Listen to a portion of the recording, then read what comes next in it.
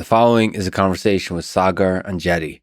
He is a DC-based political correspondent, host of the Rising with Crystal Ball, and host of the Realignment podcast with Marshall Kozlov. He has interviewed Donald Trump 4 times and has interviewed a lot of major political figures and human beings who wield power. He loves policy and loves history, which makes him a great person to sail through the sometimes stormy waters of political discourse. He showed up to this conversation with a gift of the second volume of Ian Kershaw's biography on Hitler, a 2-volume set that is widely acknowledged as one of the greatest, if not the greatest, most definitive studies of Hitler. Nothing wins my heart faster on a first meeting or a first date than a great book about the darkest aspects of human nature and human history. I think I started saying that as a joke, but actually there's probably a lot of truth to it. I love it when we skip the small talk and go straight to the in-depth conversation about the best and worst of human nature. Quick mention of our sponsors: Jordan Harbinger Show, Grammarly Grammar Assistant, 8 Sleep Self-Cooling Bed, and Magic Spoon Low Carb Cereal. Click the sponsor links to get a discount and to support this podcast. As a side note, let me say that for better or for worse, I would like to avoid the trap of surface political bickering of the day. I do find politics fascinating, but not the talking points produced by the industrial engagement complex of red versus blue division. Instead, I'm fascinated by human beings who seek power and how power changes them. I don't have a political affiliation, and my ideas, at least I hope so, are defined more by curiosity and learning in the face of uncertainty, and less by the echo chambers who tell me what I'm supposed to think. I'm constantly evolving, learning, and doing my best to do so without ego and with empathy. Please be patient with me. As far as I'm aware, I do not have any derangement syndromes, nor do I get a medical prescription of blue, red, white, or black pills. If I say something, I say it because I'm genuinely thinking and struggling with the ideas. I have no agenda, just a bit of a hope to add more love to the world. If you enjoy this thing, subscribe on YouTube, review it on Apple Podcasts, follow on Spotify, support it on Patreon, or connect with me on Twitter at Lex Fridman. And now, here's my conversation with Saagar Enjeti. There's no better gifts in this world than a book about Hitler. So thank you so much. I've gotten a gift when we were just talking about flying, right. the watch from Joe Rogan, and this almost beats it. So so tell me what this particular book on Hitler is. So this is volume 2. Yes. So this is Ian Kershaw. He wrote the famous 2-volume on Hitler. I'm a big book nerd, and I spend a lot of time reading biographies in particular. So this one, if you need a 1-volume, Rise and Fall of the Third Reich, right? I think you talked about that, William Shirer, because that's like Hitler's rise, Nazi Germany, the war, etc. But I like bios because it's a good biography is story of the times, right?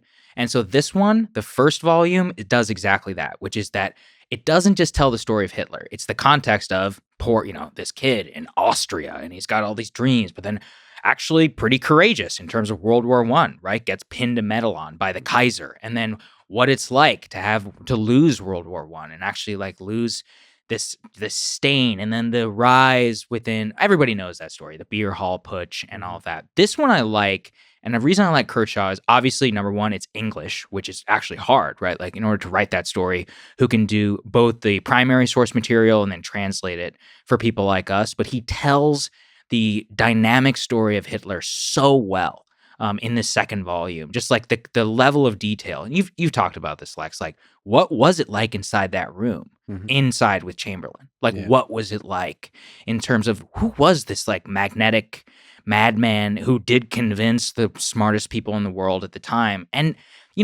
up until like 1940, the Soviet gamble it took tremendous risks, but like highly calculated. Yeah. Thinking, no, I'm not going to pay for this one. I'm not going to pay for this one.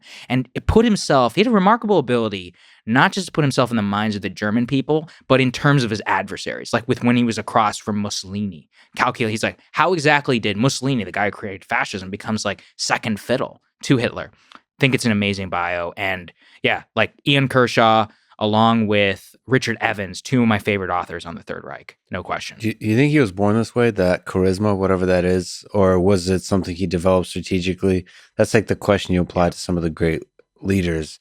Was he just a madman who had the instinct to be able to control people when in the room together with them, or is this like he worked at it? I think he worked at it. And but also there is an innate quality. I'm forgetting his name, his lifelong Rudolf, the one who flew to Berlin in like 1940. I forget his name. Anyway, so he helped Hitler write Mein Kampf, and he was like slavishly devoted to him in prison. This is 1925 or something like that. And so you read that and you're like, well, how does he get this like crank wacko to basically believe he's like the second coming, help him write this book? I mean, literally, they lived together in the prison cell, and they would wake up every day. And as he was composing Mein Kampf, and because of the beer hall putsch and all that, had this like absolute ability to gather people around him. I think his greatest skill is he was just a very good politician. Truly. I mean, if you look at his ability in order to read coalitional politics and then convince exactly the right people in order to follow him. I think I heard you ask this once, and I've thought about it a lot, which is like, who could have stopped Hitler in Germany, right? Like, it's always like the ever-present question. Of course, like the whole baby Hitler thing. Really, the answer is Hindenburg. Like, Hindenburg was the person who could have stopped and had the immense standing within the German public. The only, real like war hero.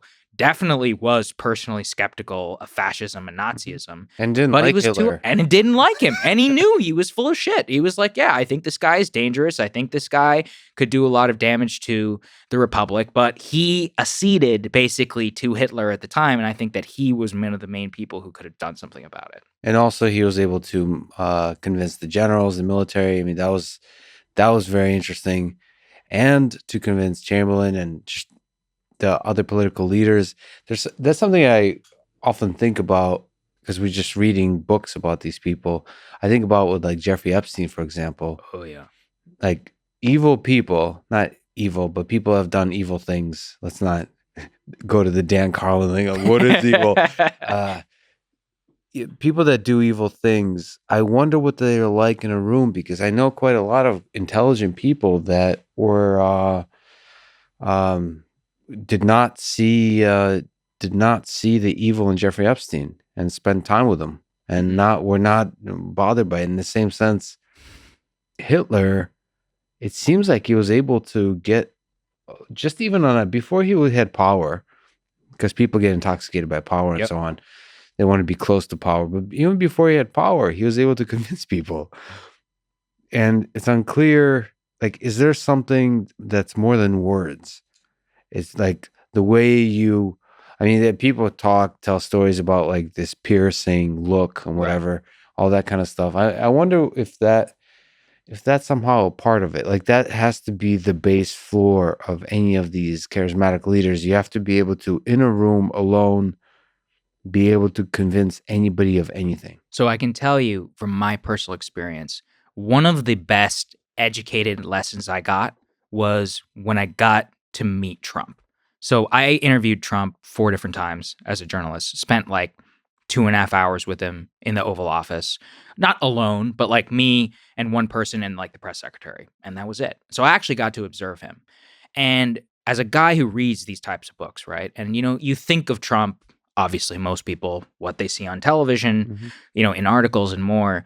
But being able to observe it like one-on-one, I was closer to him than I am right now from you. That was one of the most educational experiences I got, because it's like you just said, the look, the leaning forward, the way he talks, the way he is a master at taking the question and answering exactly which part he wants. And then if you try and follow up, he's like, excuse me, he knows. And then whenever you're talking, it's not that he's annoyed about getting interrupted. If he realizes he's been meandering and then you interrupt him, all good. But if he's driving home a point, which he has to make sure appears in your transcript or whatever, it's like, it really was fascinating for me to look at. And what was also crazy with Trump is I realized how much he was living in the moment. So like when I went to the Oval, I've read all these biographies, and like I walk in, I'm like, holy shit.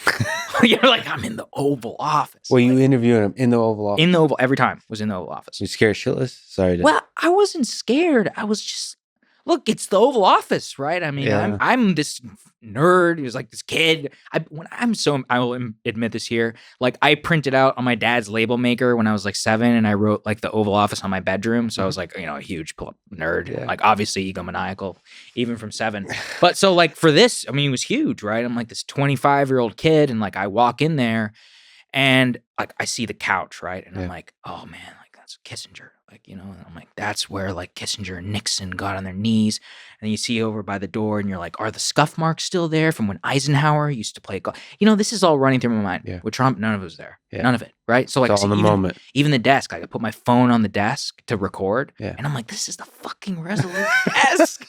I'm like, I shouldn't put my phone on this thing, right? Yeah. And I'm like, HMS Resolute, all that, national. And even for him, he doesn't think about any of it. It was like amazing to me. Like, he had this portrait of Andrew Jackson right next to the I think from on the fireplace, like right here on the right.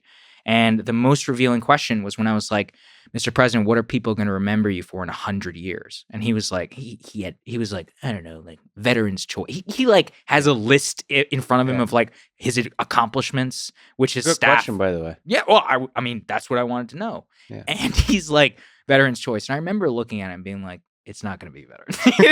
Like I'd be like, I'm looking at you, Donald Trump, the harbinger of something new. Yeah. We still don't know what the hell it is. And so I realized with these guys and their charisma and more is that they don't think about themselves the way that we think about them. Mm-hmm. And that was actually important to understand, because a lot of people are like, Trump is playing all this chess. I'm like, I assure you, he's not. Like, he's truly living. One time I was interviewing him, and he had like a certificate that he had to sign or something on his desk. He's like, it was like child almost. Like, he got distracted by it. He's like, oh, what's this? He starts like picking up, and I was like, wow, like this is the guy. Like, this is what he is. Well, I wonder if there was a different person because you were recording than offline at a party. I can tell you. Yes. Well, here's the thing though, because that's another part of it. Because that 2 hours, I would say like half of that was not on the record. Mm-hmm. So like whenever he's off the record, he changes completely, right? I don't want to like go into too much of it or whatever, but like he is so mindful of when that camera is on and when the mic is hot in terms of the language that he uses, what he's willing to admit, what he's willing to talk about, how he's willing to even appear in front of his staff. I think the most revealing thing Trump ever did was there was this press conference like right after he lost right after the midterm elections of 2018. And one of the journalists was like, Mr. President, thank you for doing this press conference. And he looks at him and he goes, it's called earned media. It's worth billions. And he just like had so much disdain for him because he's like, I'm not doing this for you. He's like, I'm doing this for me. So he's really aware of the narratives of the story. I mean, the people have talked about that all comes from the tabloid media from New York and so on. He's a master of that. But I've also heard stories of just in private, he's a really, I don't want to overuse the word charismatic, but just like he is a really interesting, almost like friendly, like a good person. Like like that's what I heard. I've heard actually surprisingly the same thing about Hillary Clinton. And like that I can't tell you anything about. But like the way they present themselves is perhaps very different than they are as human beings, one-on-one. That's something. Maybe that's just like a skill thing. Maybe the way they present themselves in public is actually their almost their real self, and they're just really good in private, one-on-one, to go into this mode of just being really intimate in some kind of human way. I think that's part of it, because I would notice that with Trump. He's like, it's almost like a tour guide. It was very like it's very crazy, right? Because you're in the Oval. I mean, it's his office, and he's like, do you guys want anything? He's like, you want a Diet Coke? Because he drinks like all this Diet Coke. That's awesome. And then, great, unapologetic. Yeah, he's just like, he's like, you guys want a Diet Coke, right? And you're sitting there, and you're like, the way he's able to like the last time I interviewed him, he wanted to do it outside. because he's studied himself from all angles, and he knows exactly how he looks on a camera and with which lighting. And so we were supposed to interview him on camera in the Oval Office, which is actually rare. Like, you don't usually get that. And they ended up moving it outside at the last minute. And he came out and he's like, I picked this spot for you. He's like, great lighting. Yeah, I was like, you are your own like lighting director. Yeah. You're the president. Right? It's great. It's so funny. But it's like you said, he's very charismatic and friendly. I mean, you wouldn't know. I mean, look, this is what I mean in terms of the dynamism of these people that gets lost. And I think even he knows that. Like, I don't think he would want that side of him that you see in those off the record moments and more in order to come out, because he's very keen about how exactly he presents to the public. It's like, even his presidential portrait, everybody usually smiles, and he refused to smile. He was like, I want to look like Winston Churchill, like even he knew that. Do you think he believes that he, what he kind of implies that he is one of, if not the greatest presidents in American history? Like, people kind of laugh at this, but there's quite a lot of people, first of all, that make the argument that he's the greatest president in history. Like, I've heard this argument being made. And I mean, I don't know first of all, I don't care. Like, you can't make an argument that anyone is the greatest. I come from a school of like being humble and modest and so on. It's like, even you can't have that conversation. Okay. So I like that he's humble enough to say like Abraham Lincoln or whatever. Like, no, he says maybe Lincoln. Maybe. Remember that. He says maybe Lincoln. Do you think he actually believes that, or is that something he understands will create news and also, perhaps more importantly, piss off a large number of people? Is he almost like a musician masterfully playing the emotions of the public, or does he? Does he believe when he looks in the mirror, I'm one of the greatest men in history? Combination of all three. I do think he believes it. And for the reason why is I don't think he knows that much about U.S. history. I really mean that. And that's what I meant whenever I was in there and I realized he was just living in the moment. I don't think he knew all that much about why. I mean, this is why he was elected in many ways, right? So I'm not saying this is I'm not making a judgment on this. I'm just saying I do think in his mind, he does think he was one of the best presidents in American history, largely because, and I encountered this with a lot of people who work for him, which is that they didn't really know all that much kind of about what came before and all that. And it's not necessarily to hold it against them, because in many ways, that's what they were elected to do, or elected to be in many ways. It's an interesting question whether knowing history, being a student of history, is productive or counterproductive. I tend to assume I really respect people who are deeply well-read in history, like presidents that are almost like history nerds. I admire that. But maybe that gets in the way. Of governance. I don't know. It's not, I'm just sort of playing devil's advocate to my own beliefs, but it's possible that focusing on the moment and the issues and letting history, it's like first principles thinking, forget the lessons of the past and just focus on common sense reasoning through the problems of today. Yeah, it's really hard question. In terms of the modern era, I mean, Obama was a student of history. Yeah. Like, he used to have presidential biographers and people over famously, like Robert A. Caro, one of my favorite presidential biographers, he was invited to, have dinner with Obama. And Obama would pepper some of his it was interesting because he'd try and justify some of the things he didn't do by being like, well, if you look at what they had to do and what I have to deal with, mine's much harder. Yes. So in that way, I was a little pissed off because I'd be like, no, that actually, you're comparing apples to oranges and all that. But if you look at Teddy Roosevelt in particular, this was, a voracious reader, not of just American history, all history. He wrote. That's just such a badass. Jesus. Incredible. the only president who willed himself to greatness. That's the amazing thing about him. He wasn't tested by a crisis, right? He didn't have the Civil War. He didn't have World War II. He didn't have to found the country, literally, or didn't have to stave off that, or he didn't buy, the Louisiana Purchase, all that. He literally came into a pretty, static country, and he could have just governed, he was the person who came before him was assassinated, Like, he easily could have coasted, but he literally willed the country into something more. And that's always why I focus a lot on him too. Cause I'm like, that in many ways, I wouldn't say it's easy to be great during crisis. I mean, like, look at Trump, right? Yeah. But there, it can bring out the best within you. Yes. But it's a whole other level to bring out the best within yourself just for the sake of doing it. Yeah. And that's, I think, is really And interesting. the speeches were amazing. I'm also a sucker for great speeches because Mhm.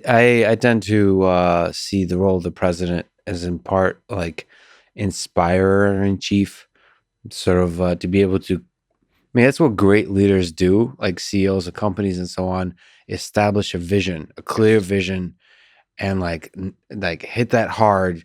But the way you establish the vision isn't just like, not to dig at Joe Biden, but like sleepy, boring statements. You have to sell those statements, and you have to do it in a way where everybody's paying attention, everybody's excited. Yes. And Teddy Roosevelt is definitely one of them. Obama was, I think, at least early on, I don't know, was incredible at that. It does feel that the modern political landscape makes it more difficult to be inspirational in a sense because everything becomes bickering and division.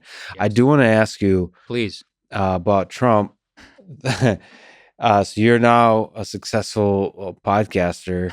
I've talked to Joe about Trump, Joe Rogan, and Joe's not interested in talking to Trump. Hmm. It's just fascinating. I try to dig into like why. Yeah. What would you interview Trump on, like realignment, for example? Hmm. And do you think it's possible to do a 2-3 hour conversation with him where you will get at something like human, or you get at something like we were talking about the facade he Right. puts forward? Do you think you could get past that? No, I don't. I was a White House correspondent. I observed this man very closely. I interviewed him. I think if that mic is hot, he knows what he's doing. He's done this too long, Lex. He just knows. But do you right? think he's a different human now after the election? Do you think that? Yeah, not at all. I think he's been the same person since 1976. I really do. Like, Yeah. basically 1976. I studied Trump a lot, and I think he's basically been the core of who he is and elements of that ever since he built that the ice rink in Central Park and Yeah. got that media attention.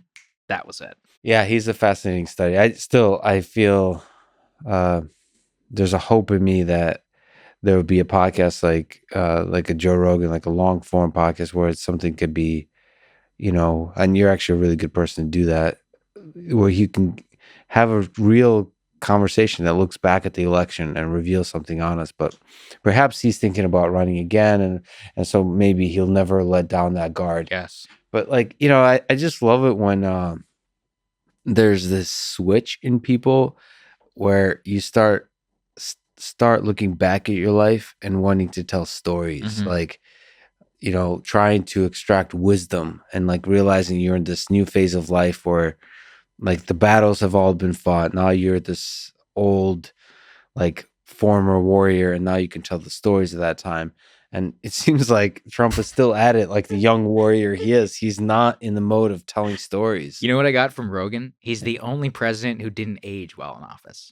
It's true, Yeah. right? Like, and this is what I mean, because he lives in the moment. Like, the Yeah. job actually aged Obama. Yeah. I mean, Bush, same thing. Even Clinton. Clinton was like fat. And, Yeah. like, he looked miserable by like 2000. HW, like, Yeah. I mean, Reagan, famous. Actually, yeah, pretty much everybody I think about. Yeah, including John F. Kennedy, who got much sicker while in office. Yeah. The job like weighs on you and makes you physically ill. He's the only person who just That was he amazing. didn't happen to. He almost gotten stronger, and he was one of the most the climate. There's so many people attacking him, so much hatred, so much love and hatred, and it was just whatever it was quite masterful and a fascinating study. If we stick on Hitler for just a minute, what lessons do you take from that time? Do you think it's a unique moment in human history? That World War II, I mean, both Stalin and Hitler, is it something that's just an outlier in all of human history in terms of the atrocities, or is there uh, lessons to be learned? We mentioned offline that you're not just a student of the entirety of the history, but you also are fascinated by just different like policies and stuff. Like, what's the immigration policy? What's the policy on science? And well, look, Third Reich in Power. Let me plug it by Richard Evans. I think is what it was, because that actually will tell you like what was it like to live under the Nazi regime without the war. Yeah, it's a hard question in terms of the lessons that we can learn, because there's a lot, and it's actually been over-indexed almost. Everything comes back to Hitler in conversation. So I kind of think of it within Mao, Stalin, and Hitler as, I don't want to say payments for, but like the end point payment for the sins and the problems of the monarchical system that evolved within Europe, basically like 1400 and more. I basically think that 1400, the wars between wars between France, England, the balance of power, eventually World War I, and then serfdom within Russia, the Russian Revolution that birthed Stalin, same thing, the Kaiser and Imperial Germany, and this like incredibly crazy system of balance of power in World War I, and then same thing within China in terms of the warring states, and then the disintegration, the European, how this is how they think of it, which is like the century of humiliation, and they had to have something like this. I try to think of it within the context of that. I don't want to sound like an inevitabilist, but I think of it as, I like to think about systems, especially here in DC. That's why I got into politics, which is that you have to understand systems of power and the incentives within systems and the disincentives and the downside risk of what you're creating, because that is what leads and creates the behavior within that system. I was just talking to my girlfriend about this yesterday. It's kind of funny, like, I read these, I'm obsessed with these books by Robert Caro, the biographies of Lyndon Johnson. He's written like 5,000 pages so far, and it's still not done. Yeah. Okay, so like these are like books I base my life on. And look, these are Washington and the story of the post-New Deal era and forward. Not much has changed. Like, the Senate is still the Senate. So many of the same problems with the Senate are still there. In some cases, no, not anymore. But for a while, some of the people who were there with Johnson are actually still. One of them is the president of the United States. Just a joke.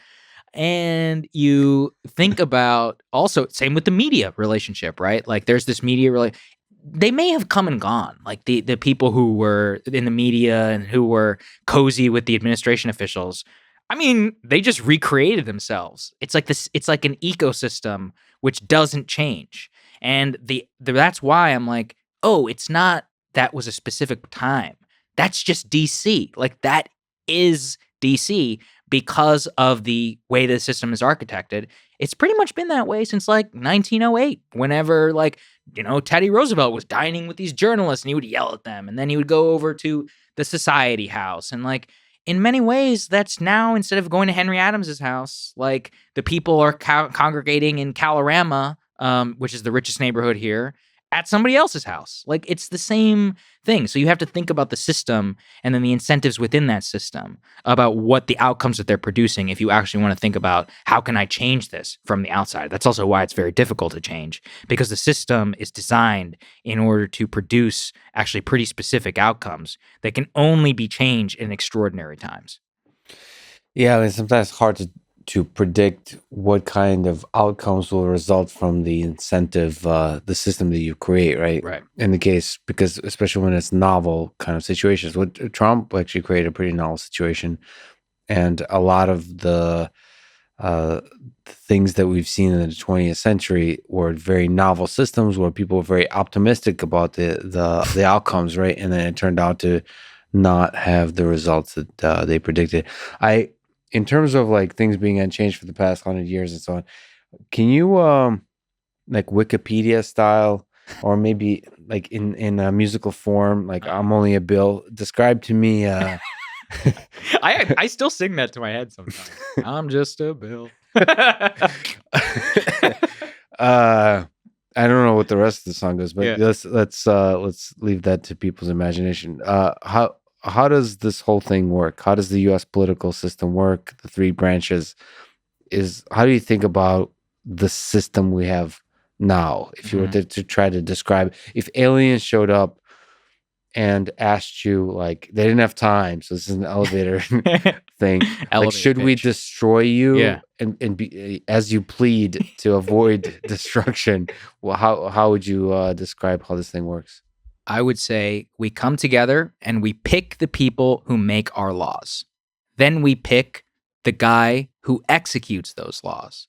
And they together pick the people who determine whether they or the president is breaking the law at the most basic level. That's how I would describe it. Right? So that's the people who make the laws are Congress. Mhm. The executive is charged with executing the laws as passed by Congress, the branches of government, and the Supreme Court is picked by the president, confirmed by the Senate, which then decides whether you or other people are breaking the law in terms of interpretation of that law. That's basically it. Oh, and they decide whether those laws are they fall within the restrictions and the want of the founders as expressed by the Constitution of the United States, which is a set of principles that we came together in 1787. I want to make sure I get this right. 1787, and decided that we were going to live the rest of our lives barring a revolution and more. And we've made it 200 and something years under that system. So there's a balance of power. There's, because you have multiple branches, there's a tension and a balance to it, as designed by those original documents. Which is the most dysfunctional of the branches? Which is your favorite? Like, in terms of talking about systems and like, what's the greatest of concern and what is the greatest source of benefit in your view? The presidency, the presidency is my favorite to study, obviously, because it is the one where there's most subject to variable change in terms of the personality involved, because of so much power imbued within the executive. The Senate is actually pretty much the same.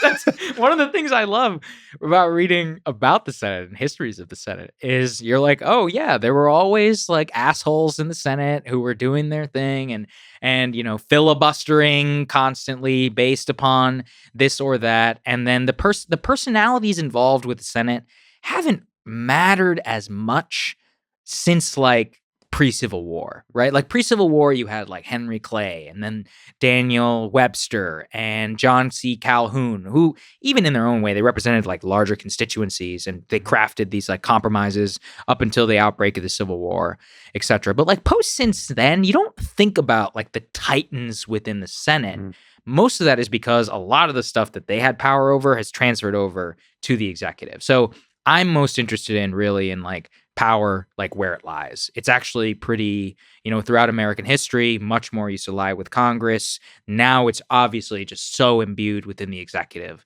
that understanding executive power is, I think, the thing I'm probably most interested in here. Do you think at this point the amount of power that the president has is corrupting to their ability to lead well? Power corrupts, absolute power corrupts, absolutely. Is there too much power in the presidency? There definitely is. And part of the problem, and one of the things I try to come across to people is, if you're the president, unless you have a hyper intentional view of how something must be different in government, your view doesn't matter. So for example, like if you were Trump, let's take Trump even with a pretty intentional view. He was like, I'm going to end the war in Afghanistan and Iraq, right? And he came in and he gets these generals in. He's like, I want to end the war in Afghanistan and Iraq. Oh, and I want to withdraw these troops from Syria. And they're like, okay, we'll give us like 6 months. He's like, okay. And this is the thing about Trump. He doesn't realize that it's bullshit. Yeah. So he's like, yeah, 6 months seems fine, right? So then 6 months comes and he's like, so, and then he'll announce it. He'll be like, and we're getting out of Syria. It's great. And then the generals freak out. They're like, whoa, we don't have a plan for that. He's like, but you guys told me 6 months. He's like, I don't know. Now we need another 6 months in order to figure this thing out. Yeah. So that's how, and by that time, now you're midterms. So now what? Yeah. Now you got to run for re-election. So more what I mean by that is, if you don't have a hyper-intentional view about how to change foreign policy, if you don't have a hyper-intentional view about how the Department of Commerce should do its job, they are just going to go on autopilot. So this is part of the problem. When you ask me about the presidency, it's not the presidency itself, like the president himself, which has become too powerful. It's that we have less democratic checks on the people and the systems that are on autopilot. And I would say that basically since 2008, we have voted every single time to disrupt that system, except in the case of 2020 with Joe Biden. And there are a lot of different reasons around why that happened. Mm-hmm. And in every single one of those cases, Obama and Trump, they all failed in order to radically disrupt that. And that just shows you how titanic the task is. And I'm using my language precisely because I don't want to be like deep state and all, but like obviously there's deep state. Deep state, I guess, has conspiratorial tinges to it. But so what you're saying is the true power currently lies with the autopilot, aka deep state. Well, but see, it's not. This is the thing too. I want to make clear because I think people think conspiratorially that they're all coming together to intentionally do something. No.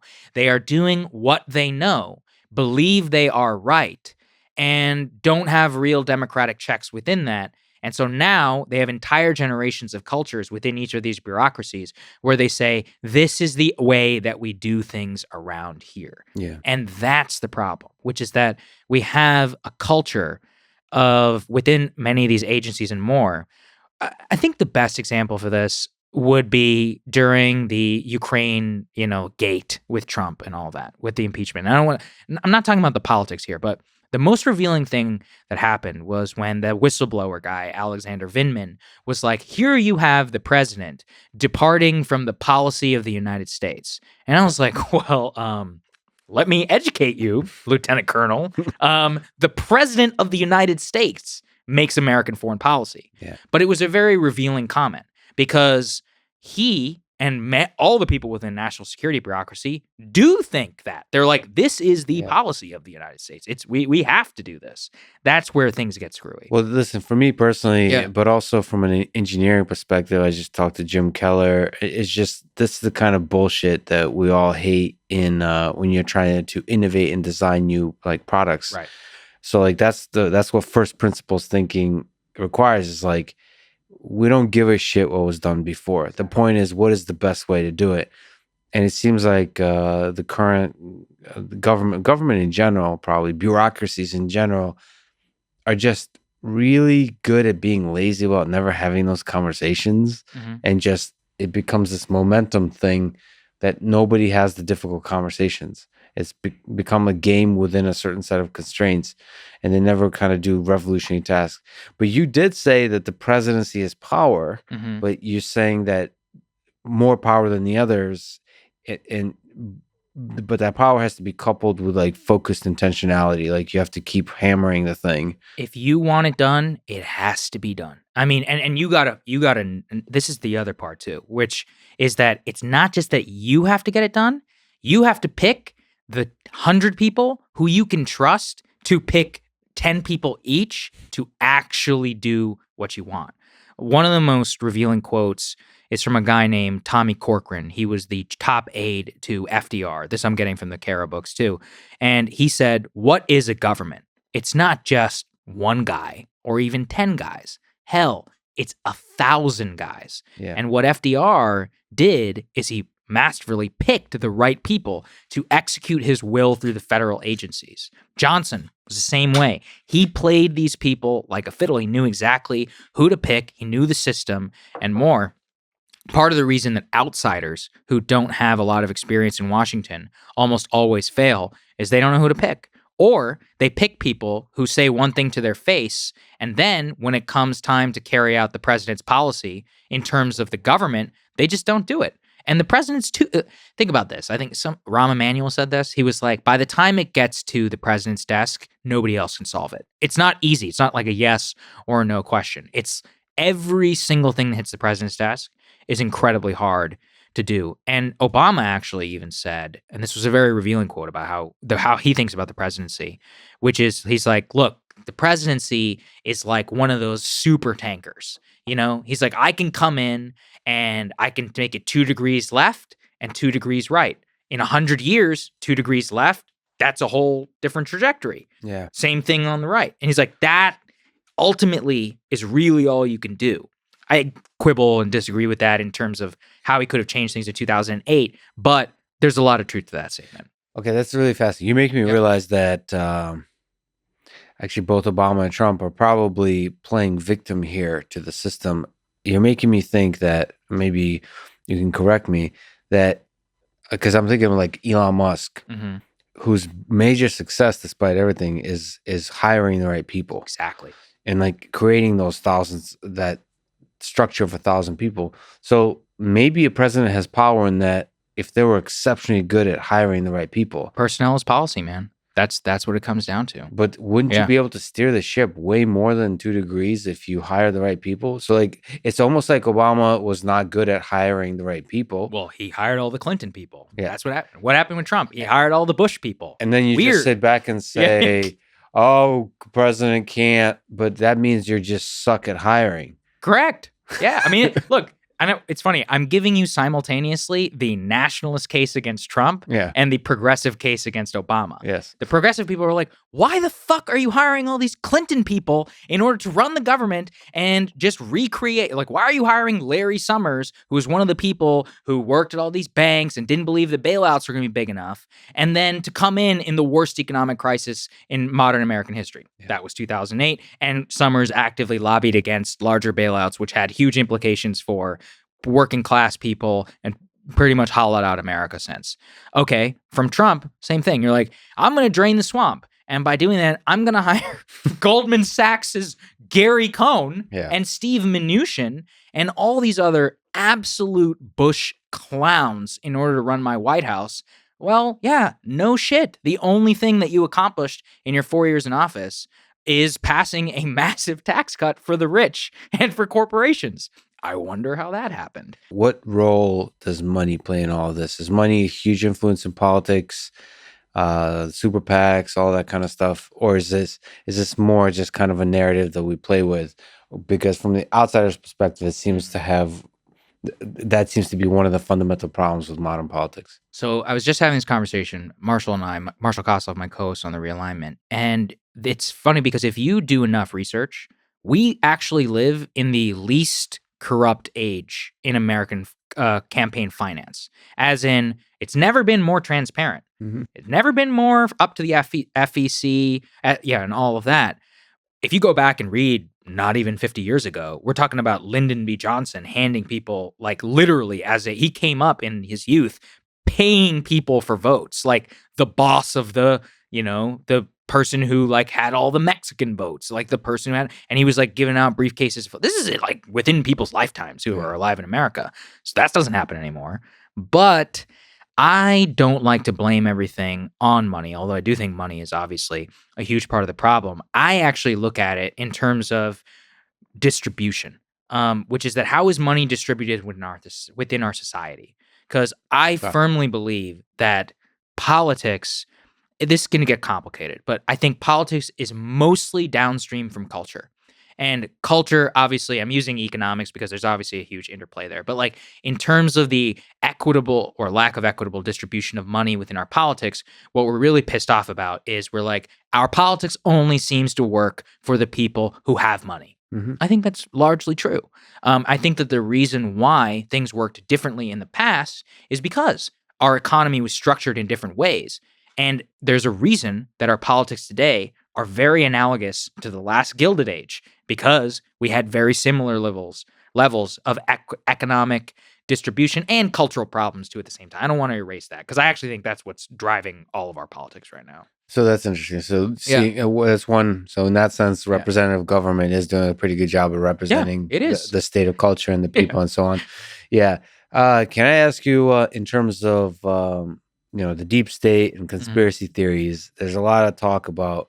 So again, from an outsider's perspective, if I were just looking at Twitter, it seems that at least 90% of people in government are pedophiles. 90 to 95%. I'm not sure what that number is. Yeah. If I were to just look at Twitter, honestly, or YouTube, I would think most of the world is a pedophile. I would almost feel like Right. And if you don't fully believe that, you're a pedophile. Yeah. I would start to wonder, like, wait, am I what? Am I a pedophile too? Like, I'm either a communist or a pedophile, or both, I guess. Yeah, that's going to be clipped out. Thank you, internet. I look forward to your emails. But is there any kind of shadow conspiracy theories that give you pause? Or so the flip side, the response to a lot of conspiracy theories, it's like, no, the reason this happened is because it's a combination of just incompetence. So where do you land on some of these conspiracy theories? I think most conspiracy theories are wrong. Some are true, and those are spectacularly true. And if that makes sense. Yeah. And we don't know which ones, though. I don't know which ones. That's the problem. I think, well, I mean, look, man, I listened to your podcast. I think I was a huge non-believer in UFOs, and now I've probably never believed more in UFOs. Like, I believe in UFOs. Like, I'm very comfortable being like, not only do I believe in UFOs, like, I think we're probably being visited by an alien civilization. Like, and if you asked me that 3 years ago, I would have been like, you're out of your fucking mind. Like, what are you talking about? Well, listen to David Fravor. That's all I have to say. That's it. Well, like, I have the sense that the government has information that hasn't revealed, but it's not like I don't think they're holding. There's like a green guy sitting there in a room. Exactly. They have seen things they don't know what to do with. So it's like they're confused. Like they're afraid. Of revealing that they don't know. That's what I think it is. Right. It's revealing exactly that they don't know. And then they're in the process. There's a lot of fears tied up in that. Right. First, looking incompetent in the public eye. Nobody wants to be looked that way. And the other is like in revealing it, even though they don't know, maybe China will figure it out. Exactly. So like we don't want China to figure it out first. And so that all those kinds of things result in basically secrecy. Then that damages the trust in institutions. On one of the most fascinating aspects, like one of the most fascinating mysteries of humankind of is there life, intelligent life out there in the universe? So that's one of them. But there's other ones. Like for me, when I first came across actually Alex Jones was 9/11. Yeah. I remember like because I was in Chicago. I was thinking like, oh shit, are they gonna hit Chicago too? That's what everybody was thinking. Yeah, everybody was thinking like, what does this mean? At what scale? Trying to interpret it. And I remember like looking for information desperately, like what happened? And I remember not being satisfied with the quality of reporting and figuring out like rigorous, like here's exactly what happened. And so people like Alex Jones stepped up and others that said like, there's some shady shit going on. And it sure as hell looked like there's shady shit going on. Yes. So like, and I still stand behind the fact that it seems like there's not enough. Like it wasn't a good job of being honest and transparent and all those kinds of things. Because it would implicate the Saudis. Let's be honest, right? And see, that's my conspiracy theories. I'm like, yeah, I think they covered up a lot of stuff because they wanted to cover up for the Kingdom of Saudi Arabia. Like, and then I mean, that was a conspiracy theory not that long ago. I think it's true. I mean, I think it's 100% true. Yeah. So those kinds of conspiracy theories are interesting. I mean, there's other ones for me personally that touched. Sort of the institution that means a lot to me is the MIT and. Jeffrey Epstein. Yeah, I want to hear a lot more. I want to hear about that. I talk about Epstein a lot, so I'm like, oh, you do? Yeah, okay. and he, I was going to say, in terms of conspiracy theory, that one changed my outlook because I was like, whoa, like you have this dude who convinced some of the most successful people on Earth that he was like some money manager, and it looks like it was totally fake. Like Leon Black. I mean, this is one of the richest men on Wall Street, $9 billion net worth. Why is he giving him over $100 million between 2015 and 2019. Yeah. What's going on here? Lex Wexner, same thing. So yeah, I want to hear because you know people who met him. And the only person I know who met him was Eric Weinstein. I've heard his, right. Oh boy. So I'm still in, and Eric is fascinating. And like Eric is full on saying that, right. He was a Mossad or whatever. Yeah. There's a front for something, something much, much bigger. And there's, whatever his name, Robert Maxwell, all Mhm. those stories, like you could dig deeper and deeper that Jeffrey's just like the tip of the iceberg. I just think he's an exceptionally charismatic. Listen, this isn't speaking from confidence or like deep understanding of the situation, but from my speaking with people, he just seems like, at least from the side of his influence and interaction with researchers, he just seems like somebody that was exceptionally charismatic, and actually took interest. He was unable to speak about interesting scientific things, but he took interest in them. So he knew how to stroke the egos of a lot of powerful people, like in different kinds of ways. I suppose I don't know about this because I don't have, like, if a really, okay, this is weird to say, but I have an ability. Okay, I think women are beautiful. I like women. But like if like a supermodel came to me or something, like I'm able to reason. It seems like some people Yes. are not able to think clearly when there's like an attractive woman in the room. And I think that was one of the tools he used to manipulate people. Interesting. I don't know. Listen, it's like the pedophile thing. Like, Right. I don't know how many people are complete sex addicts, but like it seems like looking out into the world, like there's like the Me Too movement have revealed that there's a lot of like weird, Yeah. like creepy people out there. I don't know, but I think it was just one of the many tools that he used to convince people and manipulate people, but not in some like evil way, but more just really good at the art of conversation. Yeah. And just winning people over on his side. And then by building through that process, building a network of other really powerful people, and not explicitly, but implicitly having done shady shit with powerful people. Yeah. Like building up a kind of implied power of like we did some shady shit together. So we're not like, you're going to help me out on this extra thing I need to do now. And that builds and builds and builds to where you're able to actually control, like have quite a lot of power without explicitly having like a strategy meeting. And I think a single person can do that, or can start that ball rolling. And over time, it becomes a group thing. Like, I don't know if Ghislaine Maxwell was involved or others. And yeah, over time, that becomes almost like a really powerful organization that's not a front for something much deeper and bigger. But it's almost like, maybe it's because I love cellular automata, man. A system that starts out as a simple thing with simple rules can create incredible complexity. Yes. And so I just think that we're now looking in retrospect, it looks like an incredibly complex system that's operating but like, that's just because it's, there could have been a lot of other Jeffrey Epsteins in my perspective, that this simple thing just was successful early on and builds and builds and builds and builds. And then there's creepy shit that, like, a lot of aspects of the system helped it get bigger and bigger and more powerful and so on.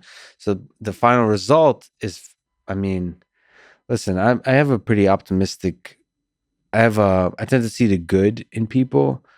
And so it's been heartbreaking to me in general just to see, people I look up to not have the level of integrity I thought they would, or like the strength of character, all those kinds of things.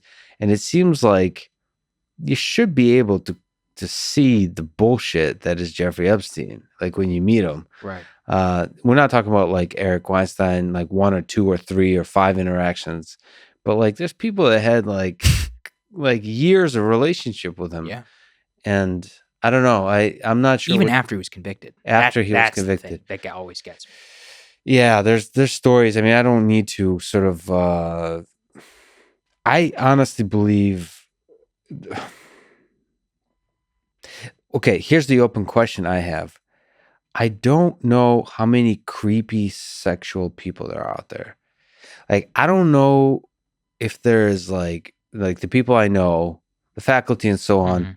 I don't know if they have like a kink that I'm just not aware of that was being leveraged? Because to me, it seems like if people aren't, if not everybody's a pedophile, then it's just the art of conversation. That is just like the art of just like manipulating people by making them feel good about like the exciting stuff they're doing. Listen, man, academics are people talk about money. I don't think academics care about money as much as people think. What they care about is like somebody they want to be. It's the same thing that Instagram models posting their butt pictures. Is they want to be loved. They want attention. My parents are professors. Yeah. I get it.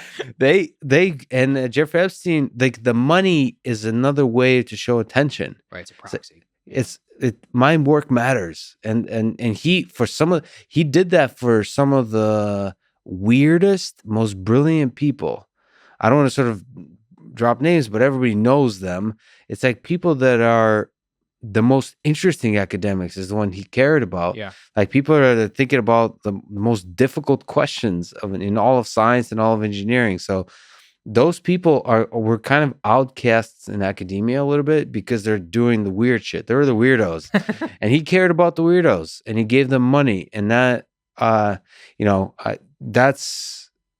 know if there's something more nefarious than that. I hope not, but maybe I'm surprised. And in fact, half the population of the world is pedophiles. No, I think it's what you were talking about, which is that it's the implication after the initial, right? Like you do some shady things together, or you do something that you want out of the public eye, and you're a public person. And look, we probably even experience this to a limited extent, right? You're like, like I don't want to. I don't know. I almost lost my temper, one time whenever a car hit me, and I'm like, I can't freak out in public anymore. Like that, like what if somebody takes a photo or something? Yeah. And so I think that there's an extent to that times a billion, literally, when you have $1 billion or more. And you take that all together and you stack it up on itself. I saw a story about like Bill Clinton. Like Bill Clinton was with Epstein or with Ghislaine Maxwell in a private air terminal or something. And she had one of their like sex, one of those girls who was underage, had her dressed up in a literal like pilot uniform. And she was underage in order to, and she was being disguised for being older. And she was a masseuse, right? Because that was one of the guises which they got in order to sexually traffic these women. And she was like, Bill was like complaining about his neck. And she's like, give Bill Clinton a massage, right? So now there's a photo of an underage girl giving a massage to the former president of the United States. I don't think he knew, right? But like, that looks bad. And so this is kind of what we're getting at, which is that you're setting it all up and creating those preconditions. Or like Prince Andrew. Do I think Prince Andrew knew that Virginia Giuffre was underage? I don't know. Probably knew she was pretty young, which I think is, skeevy enough where you're a fucking prince. You probably know better. Yeah. But I don't think he knew she was underage. Or maybe he did. And if he did, then he's even more of a piece of shit than I thought. But when we look at these things, the stuff I'm more interested in is like what you were talking about. I'm like, Bill Gates? How do you get the richest man in the world in your house? Yeah. Like, under what God? And Gates is like, he was talking about financing and all this. I'm like, you don't have access to money or bankers? Like, you're the richest man in the world. Like, you can call Goldman Sachs anytime you want on a hotline. Like, why do you need? That's where I start again to get more conspiratorial, because I'm like, Bill, dude, you have the gold credit, right? Like, you don't need Epstein to create some complicated financing structure. Or Leon Black, like, what is 2015, 2009? I mean, this is very recent stuff. And this is the part that really got me, is I read the I think it's called the Department of Financial Services report around Deutsche Bank with Epstein. They knew he was a criminal. They solicited his business, explicitly knew that his business meant access to other high net worth individuals, consistently doled money out from his account for hush payments to women in Europe and prostitution rings. They knew all of this within the bank. It was elevated multiple times. Here was the other one. One of Epstein's associates was like, hey, how much money can we take out before we hit the, automatic censor, before you have to tell the IRS? And that question, by their own standards, is supposed to result in a notification to the feds, and they never did it. And he was withdrawing like $2 million of cash in 5 years for tips. Yeah. I'm like, okay. like, something's going on here. Yeah, Like, you see what I'm saying? there's a lot of Yeah, like- signs that make you think that there's a bigger thing at play than just the man. That there's some. It does look like a larger organization is using this front, right? It's again, I don't know. I truly don't know, and I'm not willing to use the certainty, which I think a lot of people online are, to say like it was 100%. Yeah, the certainty is always the problem.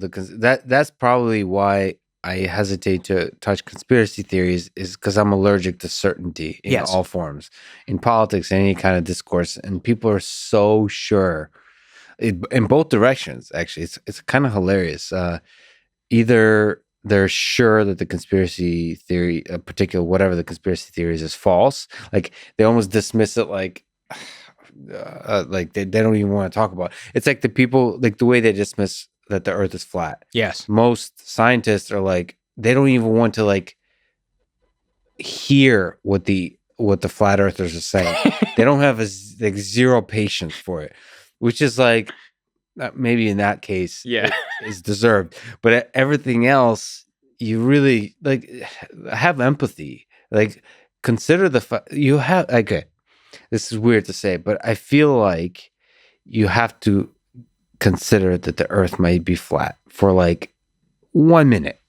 Like you have to be empathetic. You have to be open-minded. I don't see a lot of that through our cultural tastemakers and more, and that really is what concerns me the most, because it's just another manifestation of all of our problems. It's that we have this completely bifurcating economy, bifurcating culture, literally in terms of we have the middle of the country and then we have the coast. And in terms of the population, it's almost 50-50. And with increasing megacities and urban culture, like urban monoculture of LA, New York, and Chicago, and DC, and Boston, and Austin, relative to how an entire other group of Americans live their lives, or even the people within them who aren't rich and upwardly mobile, how they live their lives is just completely separating. And all of our language and communication in mass media and more is to the top, and then everybody else is forgotten. Do you think when you dig to the core, there's a big gap between left and right? Is that division that's perceived currently real, or are most people like center left and center right? It's so interesting because that's such a loaded term, center left. What does that mean? Like, to you, I think the way you're thinking of it is, I'm not like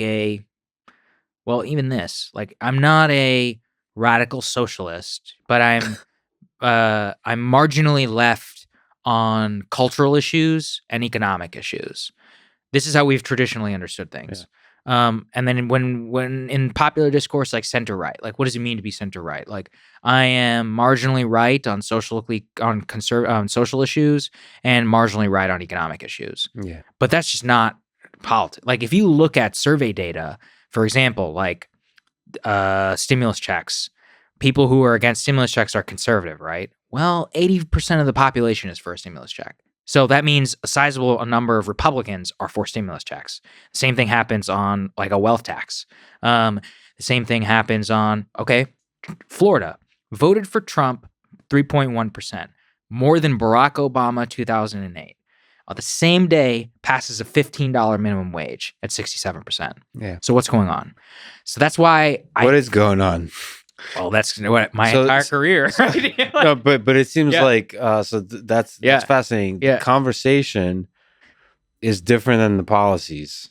Well, it's different than reality. That's what I would say, which is that the way we have to understand American politics today, it didn't always used to be this way, is it's almost entirely along basic. I would say the main divider is, because even when you talk about class, this misses it in terms of socioeconomics. It's around culture, which is that it's basically, if you went to a 4-year degree granting institution, you are part of one culture. If you didn't, you're part of another. I don't want to erase the 20% or whatever of people who did go to a college degree who are Republicans, or vice versa, etc. But I'm saying on average, in terms of the median way that you feel, we're basically bifurcating along those lines. And because people get upset, be like, oh, well, there are rich people who voted for Trump. And I'm like, yeah, but you know who they are? They're like plumbers or something. Like they're people who make $100,000 a year, but they didn't go to a 4-year college degree, and they might live who are in a place which is not an urban metro area.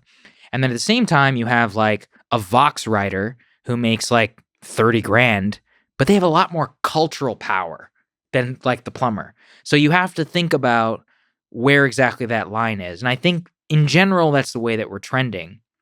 So that's why when I say like, what's going on? Are we divided? Yeah. Like, but it's not left and right. I mean, like, and that's why I hate these labels. So it's more, Yeah, it's like- it's more just red and blue, like teams. They're arbitrary teams. Yeah. Are they? So how arbitrary are these teams? I guess is another. Completely arbitrary. Right? So Yeah. well, you kind of imply that there's. I don't know if Yeah. you're sort of in post analyzing the patterns, because it seems like there's a network effects of like you just pick the team red or blue, and it might have to do with college. It might have to do with all those things, but like it seems like it's more about just the people around you. Correct. So less than whether you went to college or not. I mean, it's almost like seems like it's almost like weird, like network effects that are hard. There's certain strong patterns that you're identifying, but I don't know. It's sad to think that it might be just teams that have nothing to do with what you actually believe. Well, it is, Lex. I mean, I don't want to believe that, but the data points me to this, which especially 2020. I'm one of the people, chief among them. I will own up to it here. I was totally wrong about why Trump was elected in 2016. I believed, and I based a lot of my public commentary beliefs on this, Trump was elected because of a rejection of Hillary Clinton neoliberalism on the back of a pro-worker message, which was anti-immigration. It was its pillar, but alongside of it was a rejection of free trade with China and generally of the political correctness and globalism, which has come in through the uniparty, and same thing here with the military-industrial complex and endless war. He rejected all of that. What's wrong with that prediction? It's wrong, man. And the reason I know this is right. that it sounds right. I honestly wish it was true. But here's the truth. Trump actually governed largely as a neoliberal Republican who was meaner online and who departed from orthodoxy in some very important ways. Don't get me wrong. I will always support the trade war with China. I will always support not expanding the wars in Afghanistan and in Iraq. I will support him moving the Overton window on a million different things and revealing once and for all that GOP voters don't care about economic orthodoxy necessarily. But here's what they do care about. Trump got more votes in 2020 than he did in 2016, despite not delivering largely for all the Trump people out there on that agenda. He wasn't more pro-union, but he won more union votes. He wasn't necessarily more pro-worker, but he actually won more votes in Ohio than he did in 2016. And he won more Hispanic votes than despite being, all the immigration agenda, rhetoric, etc. Here's why. It's about the culture, which is that the culture war is so hot that negative partisanship is at such high levels.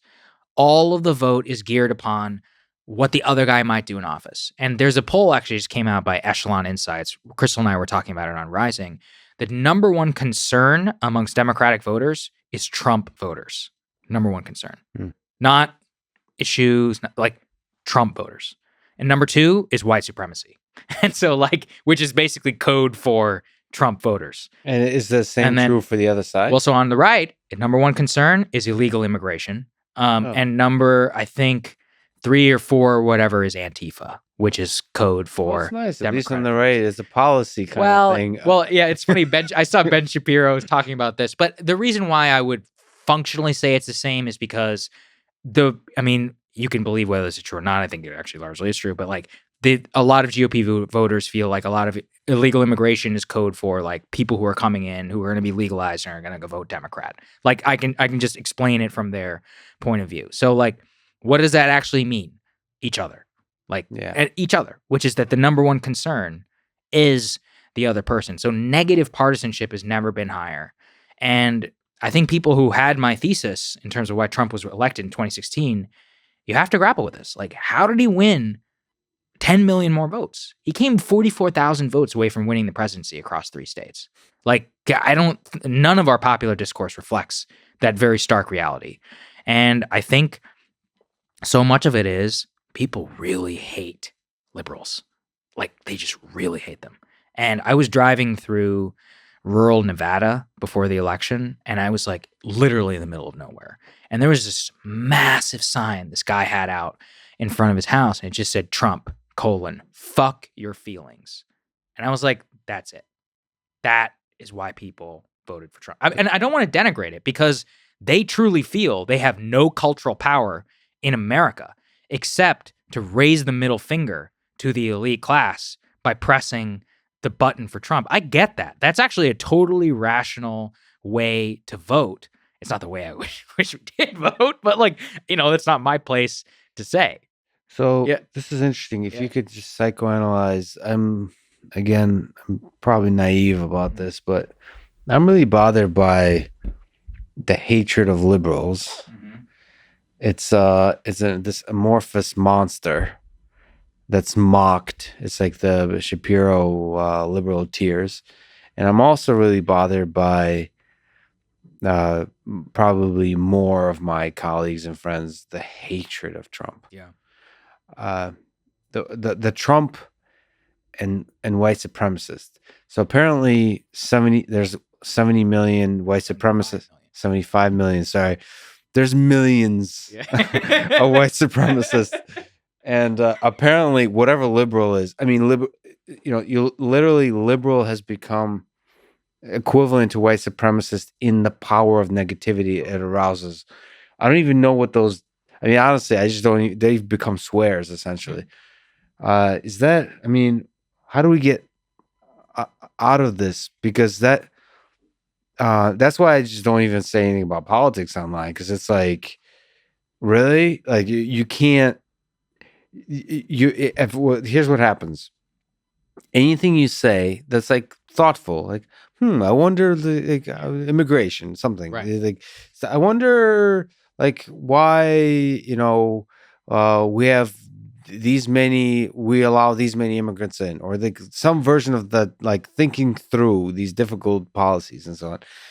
They'll immediately try to find like a single word in something you say that can put you in a bin of liberal or white supremacist, and then hammer you to death by saying you're one of the two. And then everybody just piles on happily that we finally nailed this white supremacist or liberal. And is this some kind of weird like feature of online communication that we've just stumbled upon? Is there a way, or is it possible to argue that this is like a feature, not a bug? Like this is a good thing?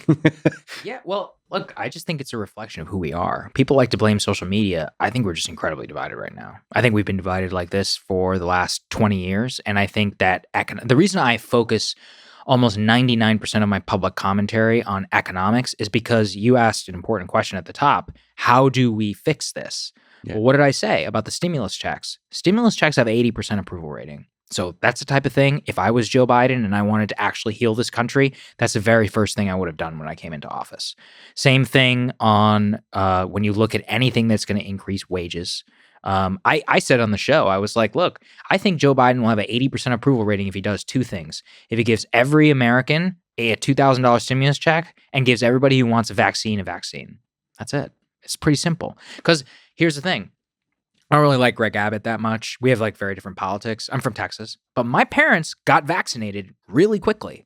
That means something to me. I'm like, listen, I don't really care about a lot of the other stuff. He got my family vaccinated. Like that, well, I will forever remember that.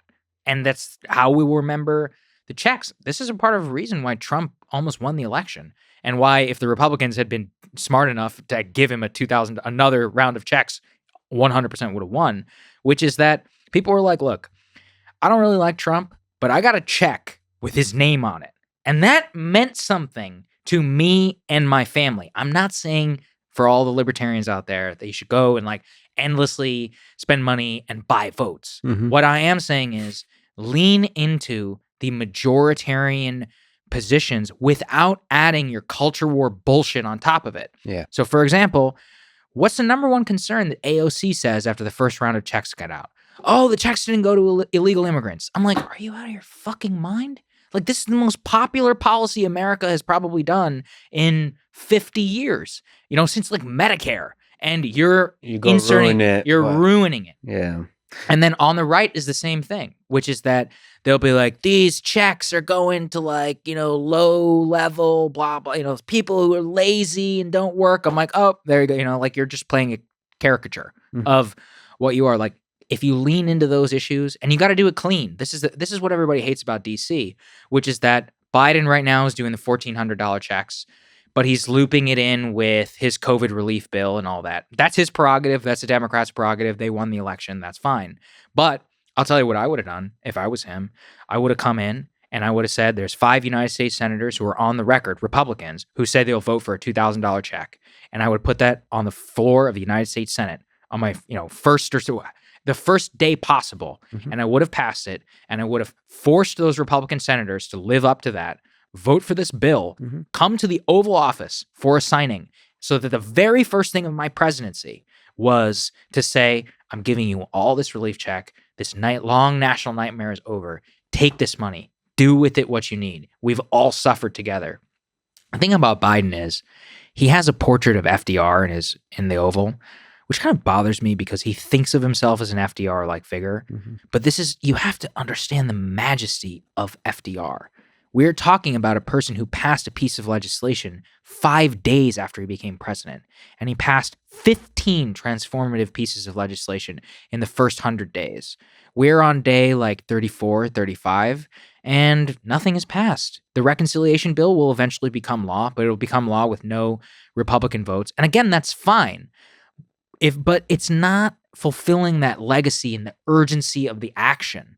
And the mandate, which I believe that history has handed it to Trump, and he fucked it up, right? He totally screwed it up. He could have remade America and made us into the greatest country ever coming out on the other side of this. He decided not to do that. I think Biden was again handed that, like a scepter almost. It's like all you have to do, all America wants is for you to raise it up high. Yeah. But he's keeping it within the realm of traditional politics. I think it's a huge mistake. Why? So this is, everything you're saying makes perfect sense. Like okay. It's like, it's like, again, if the aliens showed up, it's like the obvious thing to do is like, what's the popular thing? Like 80% of Americans support this. Like, do that clean. Also do it like with like grace, where you're able to bring people together, not like in a political way, but like obvious common sense way. Like just people, the Republicans and Democrats, just bring them together on a policy and like bold, just hammer it without the dirt, without the mess, whatever. Try to compromise, just yell have a good Twitter account, like loud, very clear. We're going to give a $2,000 stimulus check. Anyone who wants a vaccine gets a vaccine at scale. Let's make America great again by manufacturing. Like, we are manufacturing most of the world's vaccine because we're bad motherfuckers. Yeah. And without maybe with more eloquence than that, and just do that. Why haven't we seen that for several presidencies? Because of coalitional politics, and they owe something to somebody else. For example, Biden has got a lot of the Democratic constituency he has to satisfy within this bill. So there's going to be a lot of shit that goes in there, state and local aid, all this stuff. Again, I'm not even saying this is bad, but he's like, his theory is, and this isn't wrong, is like, we're going to take the really popular stuff and use it as cover for the more downwardly less popular. And so the Dems could face the accusation. The people who are on this side, this is their pushback to me. They're like, why would we give away the most popular thing in the bill, and then we would never be able to pass state and local aid, right? Why would we do that? And then the Republicans do the same thing, right? Like Mitch McConnell, because he's a fucking idiot, decided to say, we're going to pair these $2,000 stimulus checks with like Section 230 repeal. And it was like, oh, it's obviously dead, right? Like, it's not going to happen together. That's largely why I believe Trump lost the election, and why those races down in Georgia went the way that they did. Obviously, Trump had something to do with it, but the reason why is they have long-standing things that they've wanted to get done, and in the words of Rahm Emanuel, never let a good crisis go to waste, and try and get as much as you possibly can done within a single bill. My counter would be this. Things have worked this way for too long, which is that the reconciliation bill is almost certainly going to be the only large signature legislative accomplishment of the Biden presidency. That's just how American politics works. Maybe he gets one more. Maybe one. He gets a second reconciliation bill. Then you're running for midterms. It's over. I believe that by trying to change the paradigm of our politics, leaning into exactly what I'm talking here, you could possibly transcend that to a new one. And I'm not naive. I think people respond to political pressures. And the way that we found this out was David Perdue, who is just a total corporate, Dollar General CEO guy. He was against the original $1,200 stimulus checks.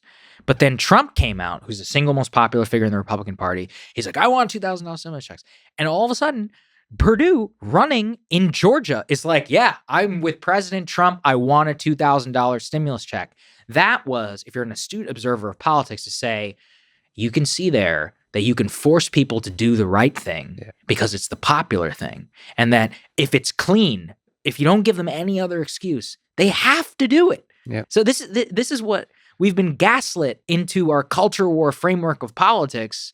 And the reason it feels so broken and awful is because it is, but there is a way out. It's just that nobody wants to be, it's a game of chicken, right? Because maybe it is true. Maybe we would never be able to get your other Democratic priorities or your Republican priorities. But I think that the country understands that this is fucking terrible and would be willing to support somebody who does it differently. There's just a lot of disincentives to not there's a lot of incentives to not stray from the traditional path. Yeah. Is it also possible that the A students are not participating? Like, we drove all the superstars away from politics. So like, you just I've have heard this argument before. I mean, everything you're saying sort of rings true. Like, this is the obvious thing to do. As a student of history, you can almost like tell, like, if you look at great people in history, this is what great leaders in history, this is what they did. It's like clean, bold action. Sometimes facing crisis, but we're facing a crisis. No, right we're now. in a crisis. We've Exactly. been exactly. Yeah. So why don't we see those leaders step up? That's, I mean, you say that's kind of like it makes sense. There's a lot of different interests at play. You don't want to risk too many things, so on and so forth. But that's what, like, that sounds like the C students. I don't think it's that. I think it's that the pipeline of politician creation is just totally broken from beginning to end. So it's not that A students don't want to be politicians. It's basically the way that our current primary system is constructed is, what is the greatest threat to you as a member of Congress? It's not losing your reelection. It's losing your primary, right? So that means, especially in a safe district, you're most concerned about being hit if you're a Republican from the right, and if you're a Democrat from the left for not being a good enough one. That's actually what stops people, more heterodox people in particular, from winning primaries, because the people who vote in our primaries are the party faithful. That's how you get the production. It's important to understand the production pipeline, which is that, all right, I'm from Texas, so that's what I know best. So it's like, if you think in Texas, if you're a more heterodox, like, state legislature or something who's works with the left on this and does that, you're going to get your ass beat in a Republican primary, because they're going to be like, he worked with the left to do this, blah, blah, take it out of context, and you're screwed. And then that means you never ascend up the next level of the ladder, and then so on and so forth all the way. But I do think Trump changed everything. This is why I have some hope, which is that he showed me that all the people I listened to were totally wrong about politics. And that's the most valuable lesson you could ever teach me, which was, I was like, wait, I don't have to listen to these people. I'm like, they don't know anything, actually. Yeah, that's powerful, man. Yeah. I'm like, he did it. That's exceptionally powerful. This guy. Even if he didn't do anything with it, it doesn't matter, right? He showed that it's possible. Exactly. And that means a lot. That mean you're absolutely right. There's young people right now that kind of turn around and like, Huh. You're like, wait, I don't have to comb my hair a certain way Yeah. and go to law school Yeah. and be an asshole who everybody knows is an asshole. Yeah. And then get elected to state legislature. I mean, look, who's the number one person in the New York City primary right now? Andrew Yang. He's polling higher than everybody else in the race. Look, maybe the polls are totally fucked, and maybe he'll lose because of ranked choice voting and all of that. But I consider Andrew. I mean, I know him a little bit, and I've followed his candidacy from the very beginning. I consider him an inspiration. He's the new generation of politics. Like, if I see who's going to be president 20 years from now, it's going to be. I'm not saying it's going to be Andrew Yang. I think it's going to be somebody like Andrew Yang outside the political system who talks in a totally different way. Right? Just a completely. One of my favorite things that he said on the debate stage, he's like, "Look at us, we're all wearing makeup. It's crazy, Yeah. And he brought that. He brought that, and he's right. Like, yeah, why are they're all wearing makeup? He probably, arguably, hasn't gone far enough, almost. Because, but he showed that it's possible. And then you see other, like AOC is a good example of somebody, at least in my opinion, is doing the same kind of thing, but going too far. In like, well, I don't know. She's doing the Trump thing, but on the other side. So I don't know. What's too far? Who knows? Don't take a normative judgment of it. Yeah. I will tell you the future of politics looks appreciate like the art of it. Right? No, I do. Look, I'm not a big AOC fan, but she's a genius, media genius, once in a generation talent. The way that she uses social media, Instagram, and everybody on the right is like trying to copy her. Like Matt Gaetz is like, I want to be the conservative AOC. I'm like, it's just not going to happen, dude. Like you just don't have it. Like what she has, it's electric. And Trump had that.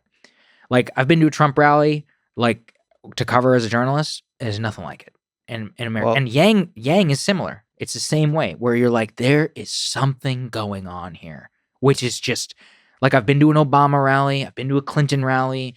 I've been to several normal it's fine, Yeah. With Trump and with Yang, it's another world. Yeah, it's another world. Yang gang. Yeah. There's probably thousands of people listening right now who are just like doing a slow clap. Yes, I know. Yang gang, forever. Okay, but my worst fear. I prefer Andrew Yang kind of free. Improvisational idea exchange, all that, versus AOC, who I think no matter what she stands for is a drama machine, creates dramas just like Trump does. I would say my worst fear would be in 2024. Is AOC old enough? It'd be AOC versus Trump. I don't think she's old enough. I think it'd have to be. I think she's 30, so she needs 5 more years. So probably not.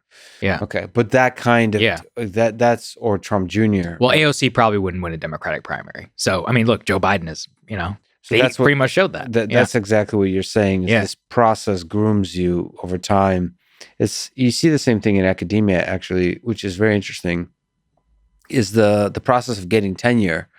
There's this. It's like you're being taught without explicitly being taught to behave in the way that everybody's behaved before.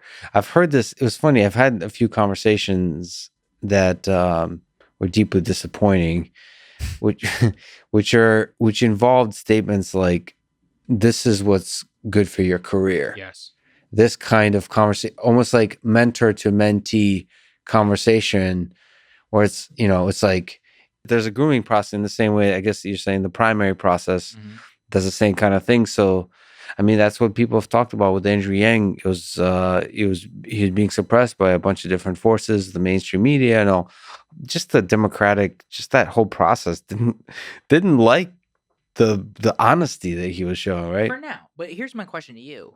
People got to see. Look, Jordan Peterson is one of the most famous people in America. Right? Like, you have a massive podcast. You're more famous than 99% of the people at MIT. So, like, from that perspective, everything has changed. And somewhere out there's a student who's taking notice. Yeah. And I've noticed that with my own career, everybody thought I was crazy for doing this show with Crystal, The Hill. They thought it was nuts. They're like, what are you doing? You're a White House correspondent. You've got a job forever. The other job offer I had was being a White House correspondent.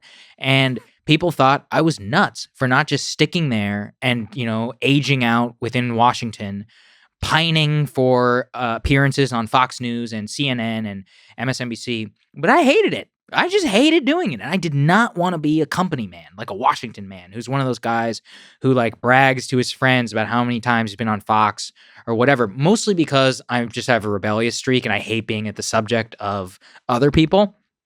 I created something new, which a lot of people watch to get their news.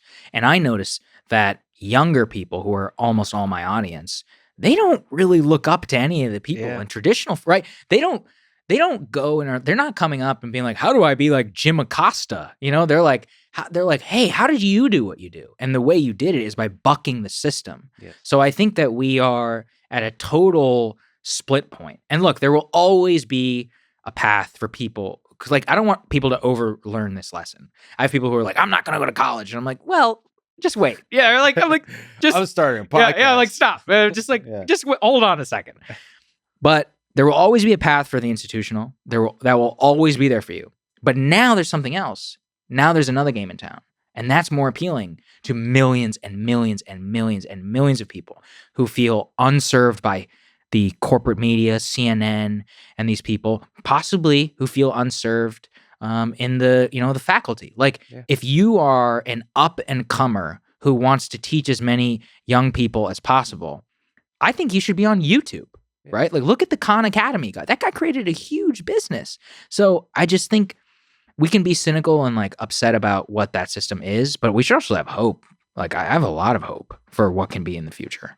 Yeah, there's a guy people should check out. So my story is a little bit different because I basically stepped aside with the dream of being an entrepreneur earlier in the pipeline than like a legitimate like senior faculty would. There's an example, somebody people should check out, Andrew Huberman from Stanford, who's a neuroscientist, who's as world class as it gets in terms of like tenure faculty, just a really world-class researcher, and now he's doing YouTube. And I see him on Instagram. Yeah, and he's great. So he switched. So he not just does Instagram. He now has a podcast, and he's changing the nature of like.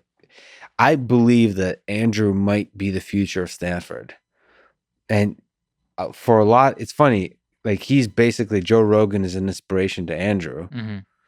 And to me as well. And those ripple effects, and Andrew is an inspiration, probably just like you're saying, to these young, like 25-year-olds who are soon to become faculty, if we're just talking about academia.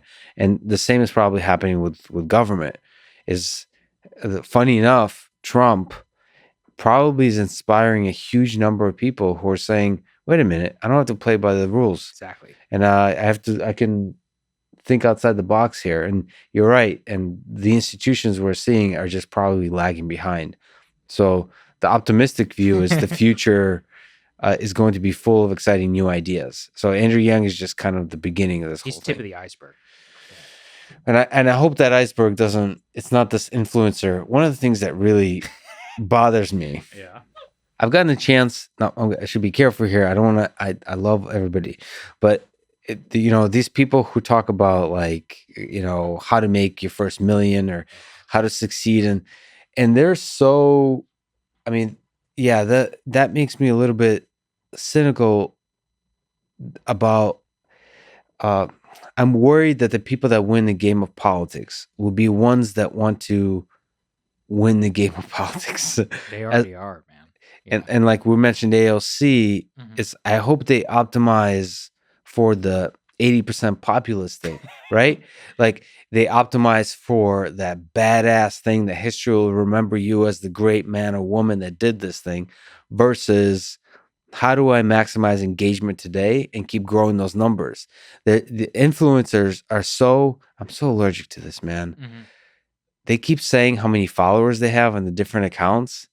And it's like, I don't think they understand. Maybe I don't understand. I don't really care. I think it has destructive psychological effects.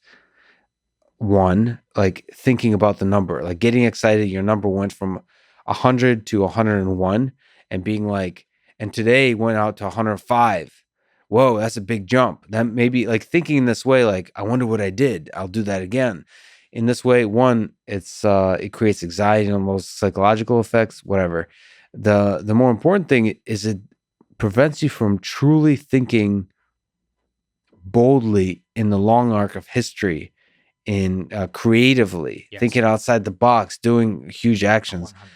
And I actually, my optimism is in the sense that that kind of action will beat out all the influencers. Well, I don't know, Lex. This is where my cynicism comes in. So there's a guy, Madison Cawthorn, the youngest member of Congress, and he, I don't want to say got caught, but there was like an email where he was like, my staff is only oriented around comms. Like he was basically saying, he got basically caught saying, like, my staff is only centered on communications. And that's the right play if you do want to get the benefits of our current electoral, political, and engagement system, which is that what's the best way to be known within the right as a right-wing politician? It's to be a culture warrior, go on Ben Shapiro's podcast, be one of the people on Fox News, go on Sean Hannity's show, go on Tucker's show, and all of that, because you become a mini celebrity within that world. Left unsaid is that that world is increasingly shrinking portion of the American population, and they can't even win a popular vote election, let alone barely eke out an electoral college victory in 2016. Well, but the incentives are all aligned within that. And it's the same thing really on the left. But you're right, which is that and look, this is why geniuses are geniuses, because they buck the short-term incentives. They focus on the long term. They bet big, and they usually fail. But then when they get big, they succeed spectacularly. Yeah. The people I know who have done this the best are like a lot of the crypto folks that I've spoken to. Like some of the stuff they say, I'm like, I don't know if that's going to happen. But look, they're like billionaires, right? Yeah. You know? So, yeah. And you're like, so they were right. So the way I've heard it expressed is you can be wrong a lot, but when you're right, you get right big. Yeah. And I mean, I've seen this in Elon Musk's career. I mean, he took spectacular risk, and just double down. And you can kind of tell to him, I mean, you know him better than I do, but like from my observation, I don't think the money matters as right. Like when I see him, I'm like, nobody works as hard as you do and builds the way that you build if it's just about the money. It just doesn't happen. Like nobody wills SpaceX into existence just for the money. Like it's not worth it, frankly, right? Like he probably destroyed years of his life and like mental sanity. Money or attention or fame, none of that. Yeah. That's not the primary priority. Well, that's what's so appealing to me in particular about him, just like and how he built. Like I read a biography of him and just like the way that he constructed his life and like is able to hyper focus in meeting after meeting and drill down and also hire all of the right people who execute each one of his tasks discreetly to his perfection is amazing. Like that's actually the mark of a good leader. But I mean, if you think about his career, the reason he's a renegade is because probably he was told to like put it in an index fund or whatever. Like whenever he made his like 29 million, and from PayPal, I don't know how much he made, and then just go along that run. He's like, no, and so he succeeds spectacularly. So you have to have somebody who's willing to come in and buck that system. So for now, I think our politics are generally frozen. I think that model is going to be most generally appealing to the mean person. But somebody will come along and will change everything. Yeah, I'm just surprised there's not more of them. Yeah. On that topic, it's now 21? Yes. Let's make some predictions that you can be wrong about. Good.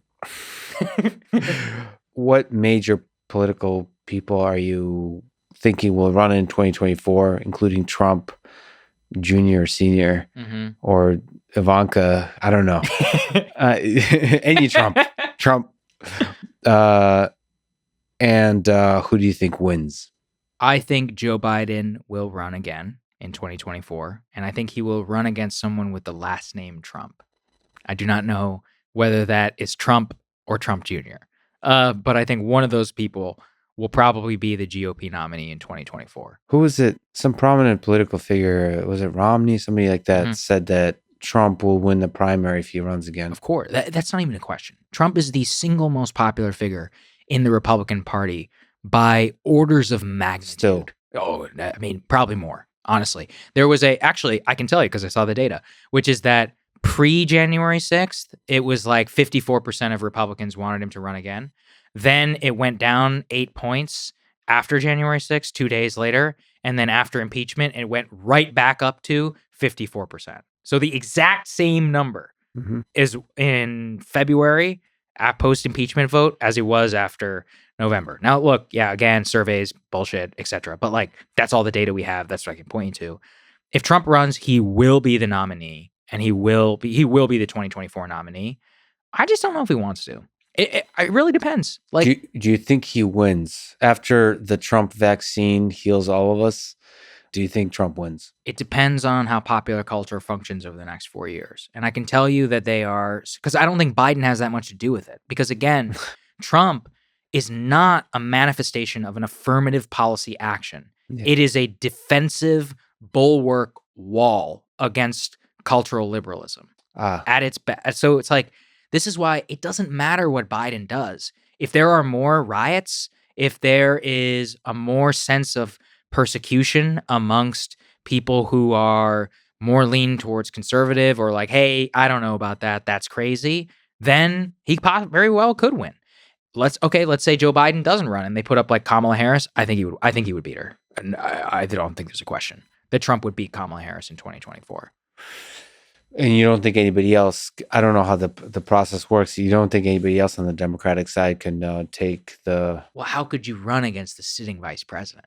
You know, it's like if Joe Biden has a 98% approval rating in the Democratic Party. If he says she is my heir, I think enough people will listen to him in a competitive primary or a non-competitive primary. And then there's all these things about how primary systems themselves are rigged. The DNC could make it known that they'll blacklist anybody who does try and primary Kamala Harris. And look, I mean, progressives aren't necessarily all that popular amongst actual Democrats. Like we found that out during the election. There's an entire constituency which loves Joe Biden and Joe Biden level politics. And so if he tells them to vote for Kamala, I think she would probably get it. But again, there's a lot of game theory obviously happening. But see, I think you're talking about everything you're saying is correct about mediocre candidates. It feels like if there's somebody like a really strong, I don't want to use this term incorrectly, but populist, somebody that speaks to the 80% is able to provide bold, eloquently described solutions that are popular, I think that breaks through all of this nonsense. How? How do they break through the primary system? Because the problem is the primary system is not populism. It's primary. So it's like... But you don't think they can tweet their way to... Well, you have to be willing to win a GOP primary. You basically have to be at... Whoever wins the GOP primary, in my opinion, will be the person most hated by the left. One of the things that people forget is, you know who came in second to Trump? Ted Cruz. And the reason why is because Ted Cruz was the second most hated guy by liberals in America, second to Trump. They have nothing in policy in common. But don't you think this kind of brilliantly described system of hate being the main mechanism of our electoral choices? Yeah. Don't you think that just has to do with mediocre candidates? It's basically the field of candidates, including Trump, including everybody, was just like, didn't make anyone feel great. Right. It's like, really? This is what we have to choose from?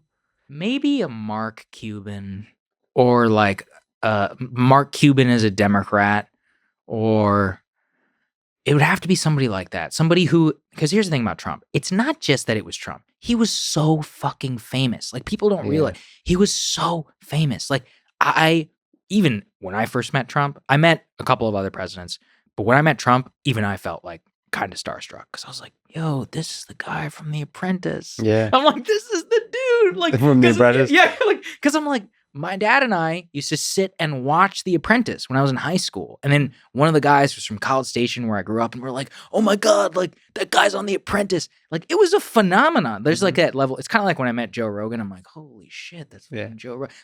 I don't feel that way when I meet Mitt Romney or Tom Cotton or Josh Hawley. And I met all of them. But there's a lot of celebrities, right? Do you think there's some celebrities we're not even thinking about that could step in? The Rock? Have to be. So I was about to say, I think The Rock could do it. But does he want to do it? I mean, it's terrible. Like, it's a terrible gig. It's very hard to do. I don't know if The Rock necessarily has like the formed policy agenda. Because then here's the other problem. What if we set ourselves up for a system where like these people keep winning, but like with Trump, they have no idea how to run a government? Yeah. It's actually really hard.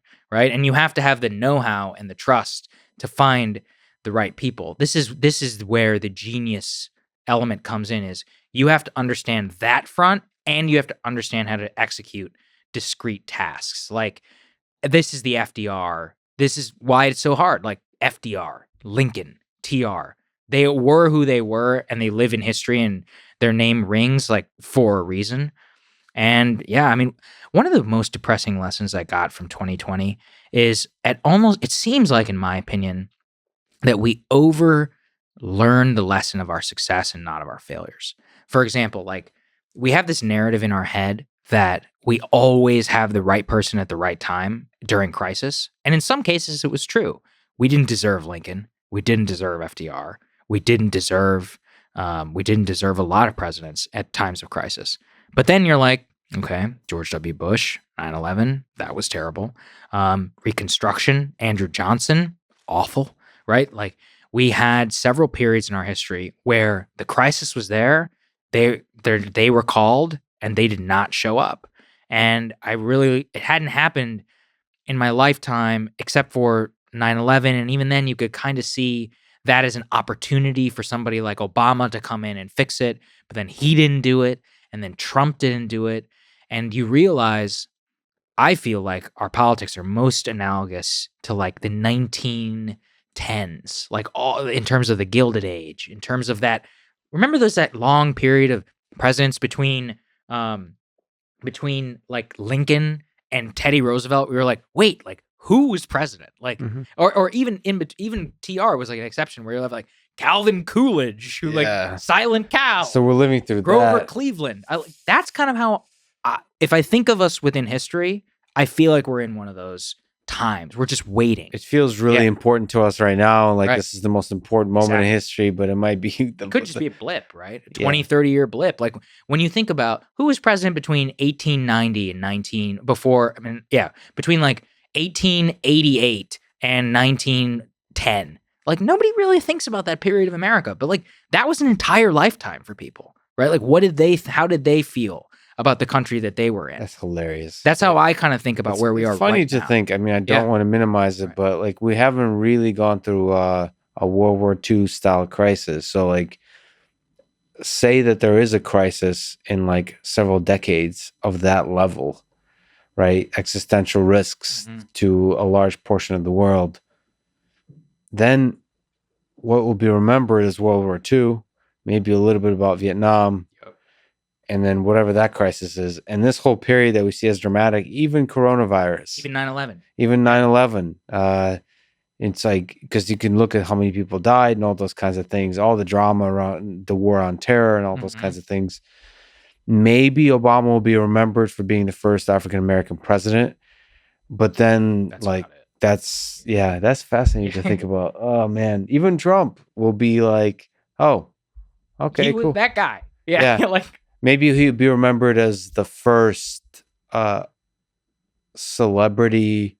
I mean, Reagan was already a governor, right? Yeah. So like the first apolitical celebrity that was able. So maybe if there's more celebrities in the future, they'll say that Trump was the first person to pave the way for celebrities to win. Oh man, yeah. And I still hold that this era will probably be remembered. People say I talk about Elon way too much, but the reality is, like, there's not many people that are doing the kind of things he's doing. Is why I talk about it. Is I think this era, it's not necessarily Elon and SpaceX, but this era will be remembered by of the space exploration, of the commercial, of companies getting into space exploration, of space travel, and perhaps like artificial intelligence around social media, all those kinds of things. This might be remembered for that.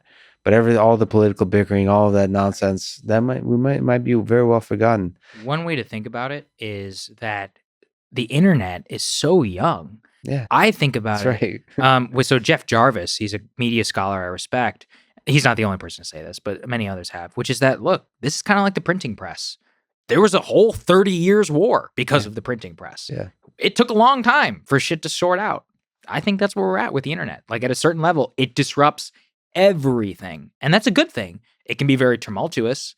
I never felt like I was living through history until coronavirus. Like, like until we were all locked down, I was like, I'm living through history. Like there's this very overused cliche in DC where every comm staffer wants you to think that what their boss just did is history. And I've always been like, this isn't history. This is some like stupid fucking bill, whatever. But like that was the first time I was like, this is history. Like this right here. Well, I was hoping, tragedy aside, that I wish the primaries happened during coronavirus so that we, because like then we can see, so, okay, here's a bunch of people facing crisis and it's an opportunity for a leader to step up. Like, I still believe the optimistic view is the game theory of like influencers will always be defeated by actual great leaders. So like, maybe the great leaders are rare, but I think they're sufficiently out there that they will step up, especially in moments of crisis. Mm-hmm.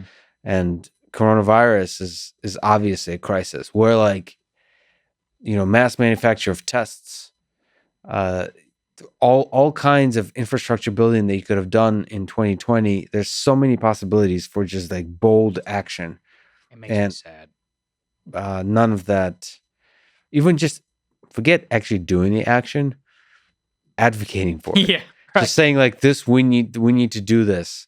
And none of that. Like the speeches that Biden made, I don't even remember a single speech that Biden made because there's zero bold. I mean, their strategy was to be quiet and let Donald Trump polarize the electorate. Polarize the electorate and hope that results in them winning. Because of the high unemployment numbers and all those kinds of things, as opposed to like, let's go big. Let's go with a big speech. It's that. It's a lost opportunity in some sense.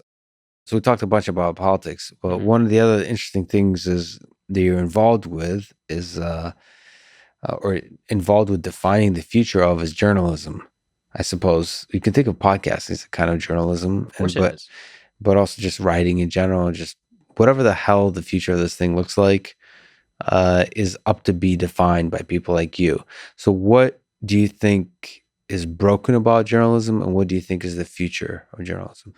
I think the future of journalism looks much more like what you and I are doing here right now. And journalism is going to be downstream from culture. That can be a good and a bad thing depending on how you look at it. We are going to look at our media. Our media is going to look much more like it did pre-mass media.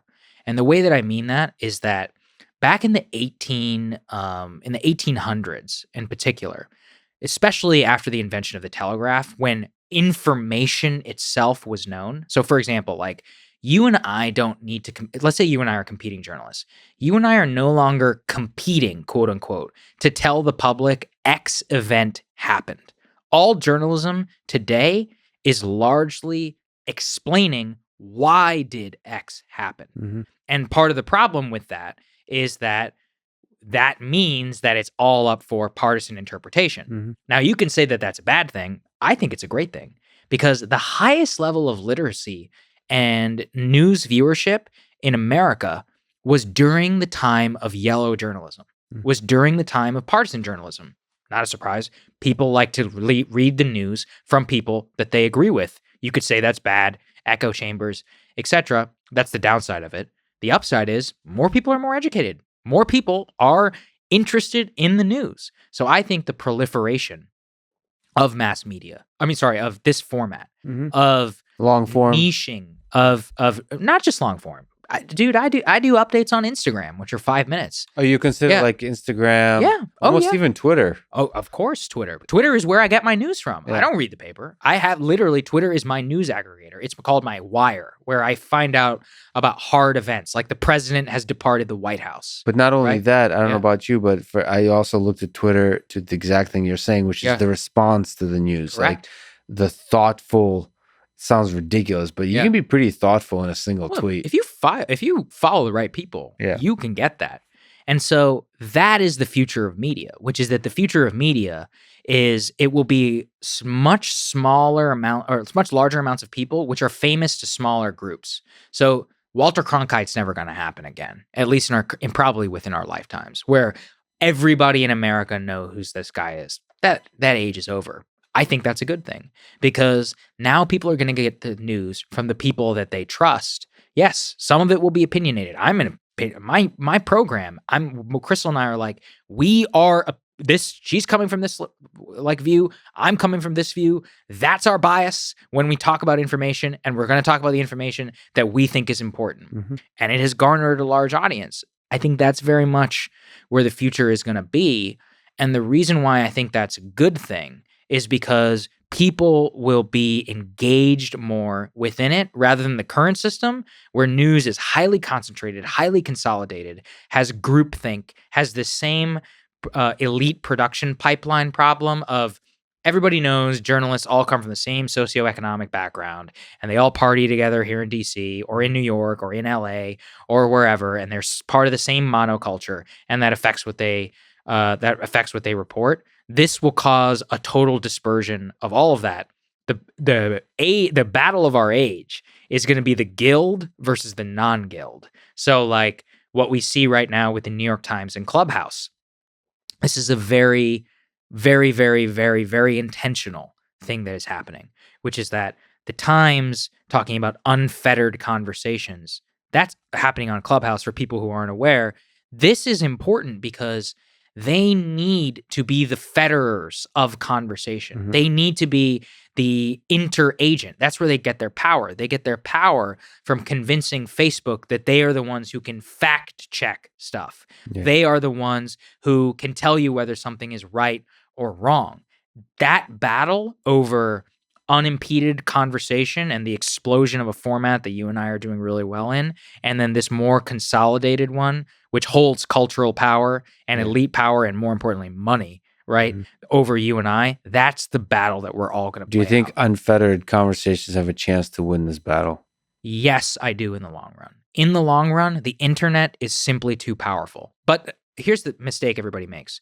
The New York Times will never lose. It will just become one of us. See, you think so? They already are. They are the largest. The Daily? The Daily. Look at the Daily. Not even that. Think about it, not in podcasting. The Times is not a mass media product. It is a subscription product for upper middle class, largely white liberals who live the same circumstances across the United States and in Europe. There's nothing wrong with that. But here's the thing. You can't be the paper of record when you're actually the paper of upper middle class white America. Your job is to report on the news from that angle and deliver them the product that they want. There's nothing wrong with that. Their stock price is higher than ever. They're making 10 times more money than they did 10 years ago, but it comes at the cost of not having a mass application audience. So like when I think people in our space are always like, the New York Times is going to be destroyed. No, it's actually even better. They will just become one of us. They already are. They're a subscription platform. Well, yes, in terms of the actual mechanism, but New York Times is still, and I don't think I'm speaking about a particular sector. I think it, as a brand, it does have the level of credibility assigned to it still.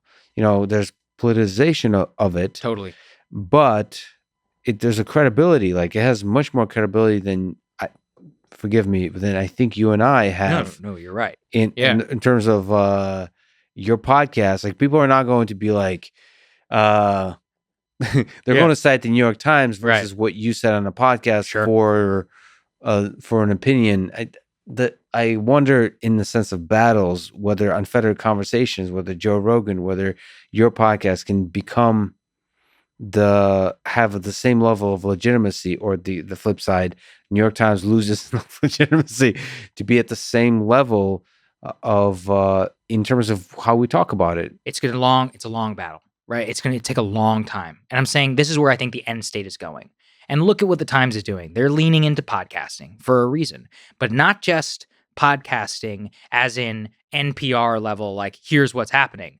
Michael Barbaro is a fucking celebrity, right? The guy who does the Daily. Yeah. That guy's famous amongst these people because they're like, oh my God, I love Michael. Like, I love the way he does this stuff. Again, that's fine. More people are listening to the news. I think that's a good thing. Yeah. And then who else do they hire? Ezra Klein from Vox. Yeah. Kara Swisher, also from Vox, who does Pivot, which is an amazing podcast. Or Like Jane what? Coaston, same thing. It's Yeah. personalities who are becoming bundled together within this brand, right? But here's Yeah. okay. Maybe I'm just a hater because I loved podcasting from the beginning. I loved Green Day before they were cool, man. But I am bothered by it. Like, why doesn't Kara Swisher? She's done successfully. I think on her own. No, she was always a part of some kind of institution. I'm not sure, but She started her own thing, I think. it would Recode, anyway. right? Yeah, The right. Recode. I don't know if that's her own thing. Right. Yeah. So she was very successful there. Why the hell did she join the New York Times with a new podcast? Why is Michael Barbaro not do his own thing? Because he gets paid, and because he wants the elite cachet that you just referenced within his social circle in New York, which is that I think the biggest mistake that some of the venture people make is if we give everybody the tools that those people are all going to leave to like go Substack and go independent. Within their social circle, sacrificing some money from being independent is worth it to be a part of the New York Times. That's sad to me because it propagates old thinking. Like, it propagates old institutions. And you could say that New York Times is going to evolve quickly and so on. But I would love it if there was a mechanism for reestablishing, like for building new New York Times in terms of public legitimacy. And I suppose that's wishful thinking because it takes time to build trust in institutions and it takes time to build new institutions. My main thing I would say is public legitimacy as a concept is not going to be there in mass media anymore because of the balkanization of audiences. I mean, think about it, right? Like, this is like Legion, the classic stuff around 1,000 true fans, or no, sorry, like 100 true fans even now. Like you can make a living on the internet just talking to 100 people. Yeah. If as long as they're all high frequency traders, some of the highest paid people on Substack, they don't have that many subs. It's just that they're Wall Street guys, right? So people pay a lot of money. Again, that's great. So what you will have is an increasing balkanization of the internet. Of audiences and of niches, people will become increasingly famous within us. You will become astoundingly famous. I'm sure you've noticed this with your fan base. I certainly have with mine. Like 99% of people have no idea who I am. But when somebody meets, they're like, oh my God, I watch your show every day, right? Like it's the only thing I watch for news, right? Like instead of casually famous, if that makes sense, be like, oh yeah, that's like Alec Baldwin. Yeah. Like, whoa, shit, that's Alec Baldwin. But you're not like, oh shit, I love you, Alec Baldwin. Yeah. This is a Ben Smith of the New York Times. Actually, he wrote this column. He's like, the future is everybody will be famous, but only to a small group of people. Yeah. And I think that is true. But again, I don't decry it. I think it's great because I think that the more that happens, the more engaged people will be, and it empowers different voices to be able to come in and then possibly, I wouldn't say destroy, but compete against. I mean, look at Joe. Joe is more powerful than CNN and MSNBC and Fox all put together. That gives me like immense inspiration. Yeah. Like he created the space for me to succeed. And I told him that when I met him. I was like, dude, like I listened to his podcast when I was like young. And I remember like when I got to meet him and all that, and I told him this on this pod, I was like, I didn't know millions were willing to listen to a guy talk about chimps for 3 straight hours, including me. I didn't know that I'd be one of those people. Yeah, me too. I learned something about myself from a show, And so by creating that space, I'd be like, wait, there's a hunger here. Like he showed us all the way. And none of us will ever again be as famous as Rogan because he was the first. And that's fine because he created the umbrella ecosystem for us all to thrive. That is where I see like a great amount of hope within that story. Yeah, and the cool thing, he also supports that ecosystem. He's so generous. One of the things he paved the way on for me is to show that you can just be honest, publicly honest, and not jealous of other people's success, but instead be supportive and all those kinds of things, just like loving towards others. He's been an inspiration. I mean, to the comics community, I think there are a bunch of before that. I think there were all a bunch of competitive haters towards each other. Yeah, and now he's like just injected love. Yeah, they're still like many are still resistant, but they're like they can't help it because he's such a huge voice. He like forces them to be like loving towards each other. And the same, I tried to. One of the reasons I wanted to start this podcast was to try to. I wanted to be like do what Joe Rogan did, but for the scientific community, like my little circle of scientific community of like let's support each other. Yeah. Well, like Avi Loeb, Yeah. I would have no idea who he was if it wasn't for you. I mean, I assume you put him in touch with Joe. He went on Joe's show. I had him on my show. Like millions of people would have no idea who he was if it wasn't for you. Just by the way, in terms of deep state and shadow government, Avi Loeb has to do with aliens. You better believe Joe. Dude, the last thing I sent to him was the American Airlines audio. Did you see that? The pilots who were, oh my God, dude, this is amazing. So like, I'm like getting excited. This American Airlines flight crew was over New Mexico. This happened 5 or 6 days ago. Yeah. And the guy comes and he goes, "Hey, do you have any targets up here? A large cylindrical object just flew over me." Okay, so this happens. Yes. Then a guy or like a radio catcher records this and posts it online.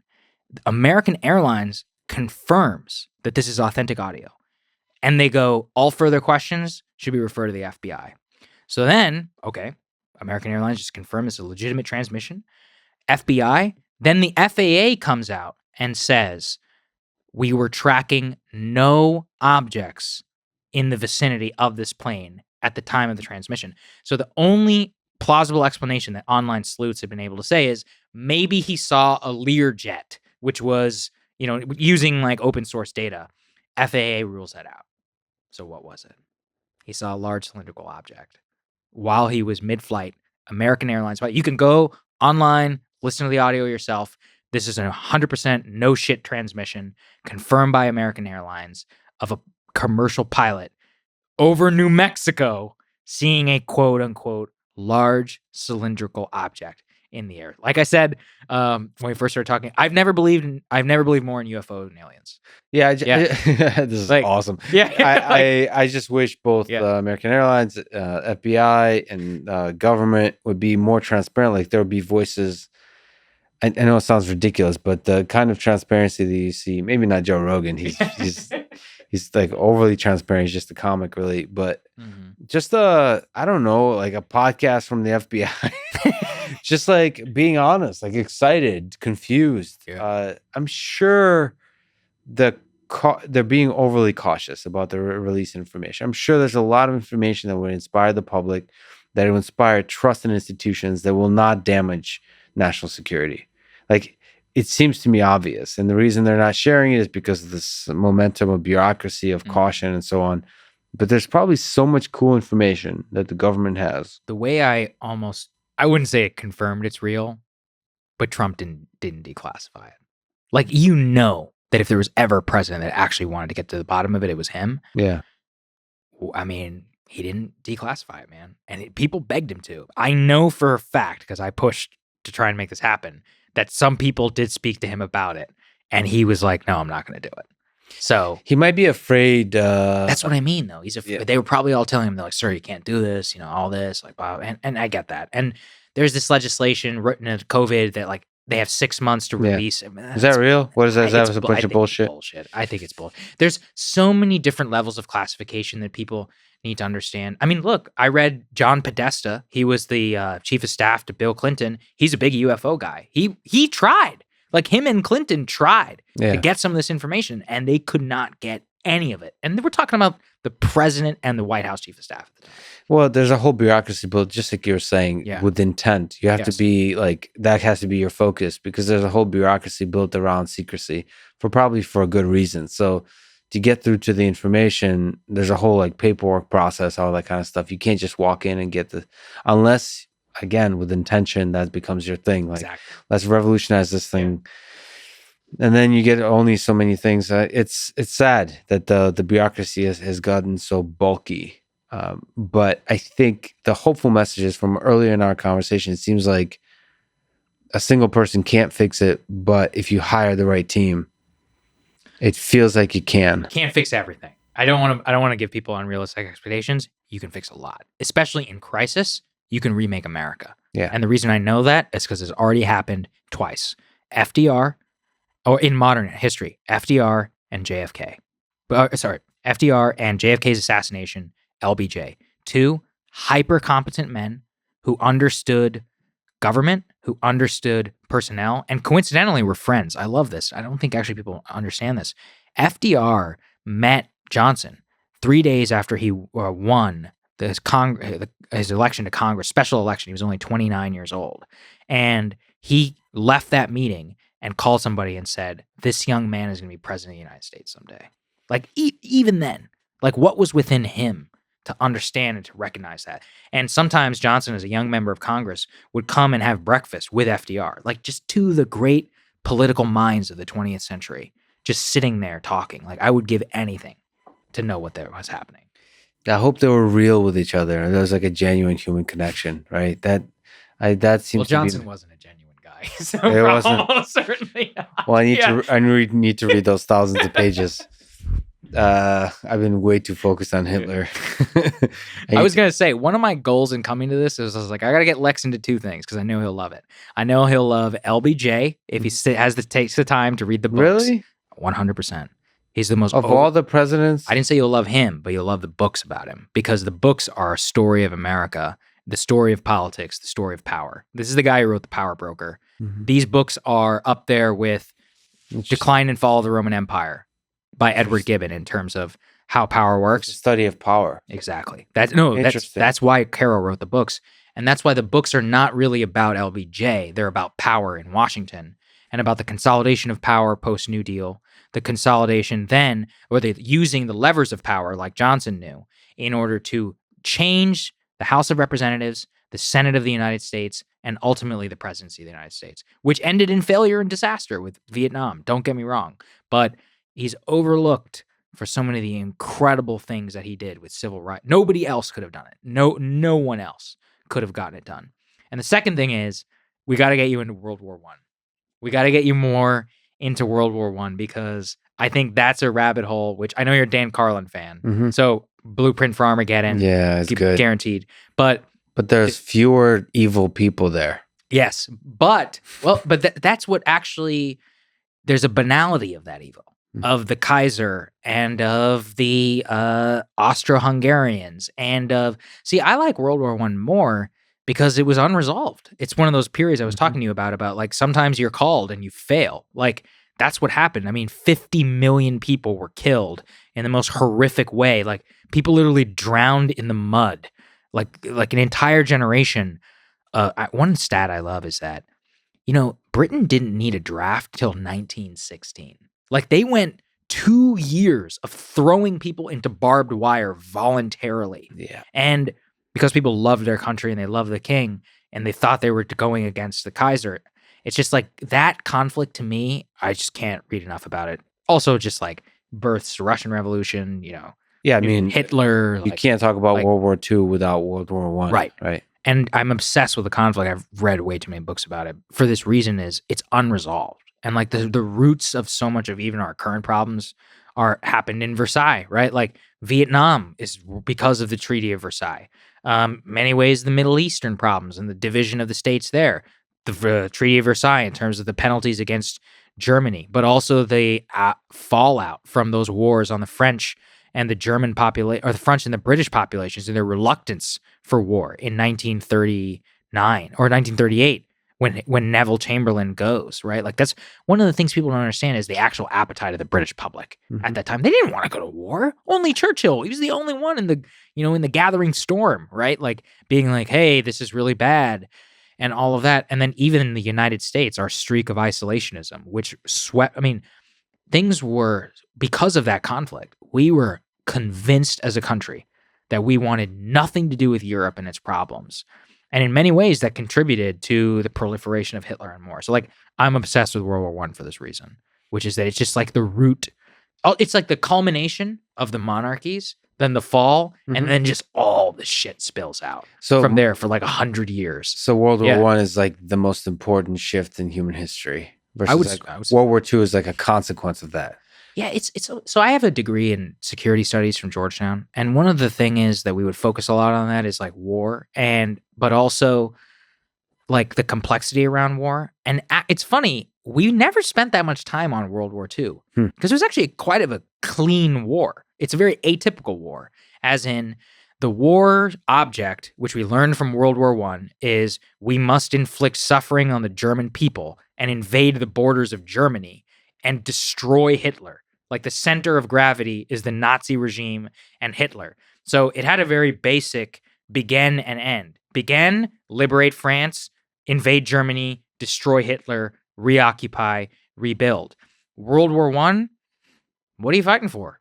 Like, and nobody even knew. You can go, the German general staff, they were like, even in 1917, they're like, the war was worth it because now we have Luxembourg. I'm like, really? Like, you killed 2 million of your citizens for fucking Luxembourg and like half of Belgium, which is now like a pond? Yeah. And same thing, the French are like, well, the French more so, they're defending their borders, but like, what are the British fighting for? Why did hundreds of thousands of British people die? In order to preserve the balance of power in Europe and prevent the Kaiser from having a port on the English Channel? Like, really? That's why?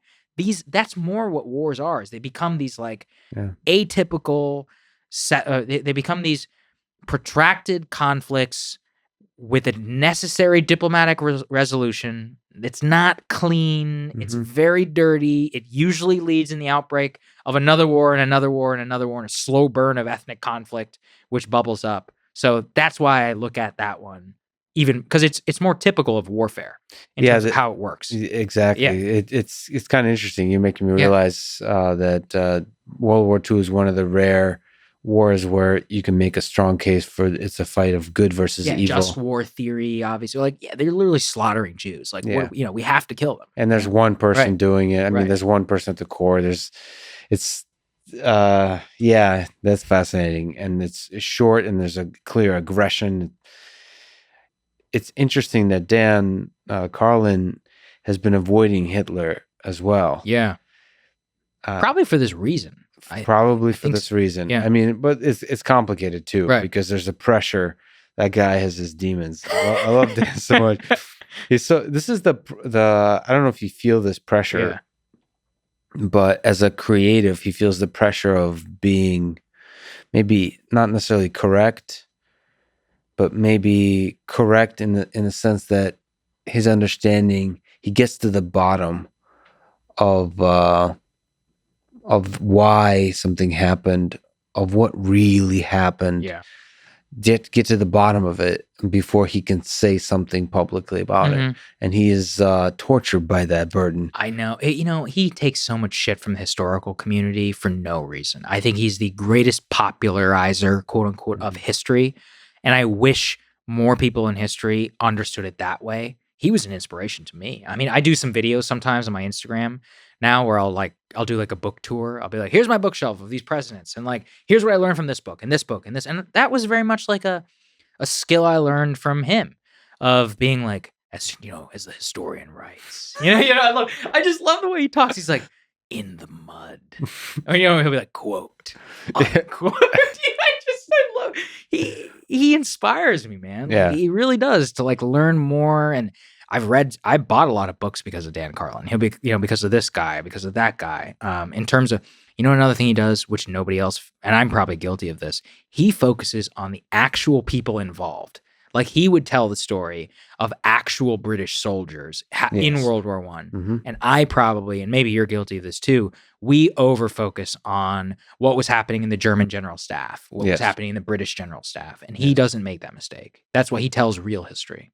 Yeah, and it gives it a feeling. The result is that there's a feeling, you get the feeling of what it was like to be there. Exactly. You're quickly becoming more and more popular. Speaking about political issues, in part, do you feel a burden, like almost like the prison of your prior convictions, of having to being popular with a certain kind of audience, and thereby unable to really think outside the box? I've really struggled with this. I came up in right-wing media. I came up a much more doctrinaire conservative in my professional life. I wasn't always conservative. We can get to that later, if you want. And I did feel an immense pressure after the election by people wanted me to say the election was stolen. And I knew I had a sizable part of my audience.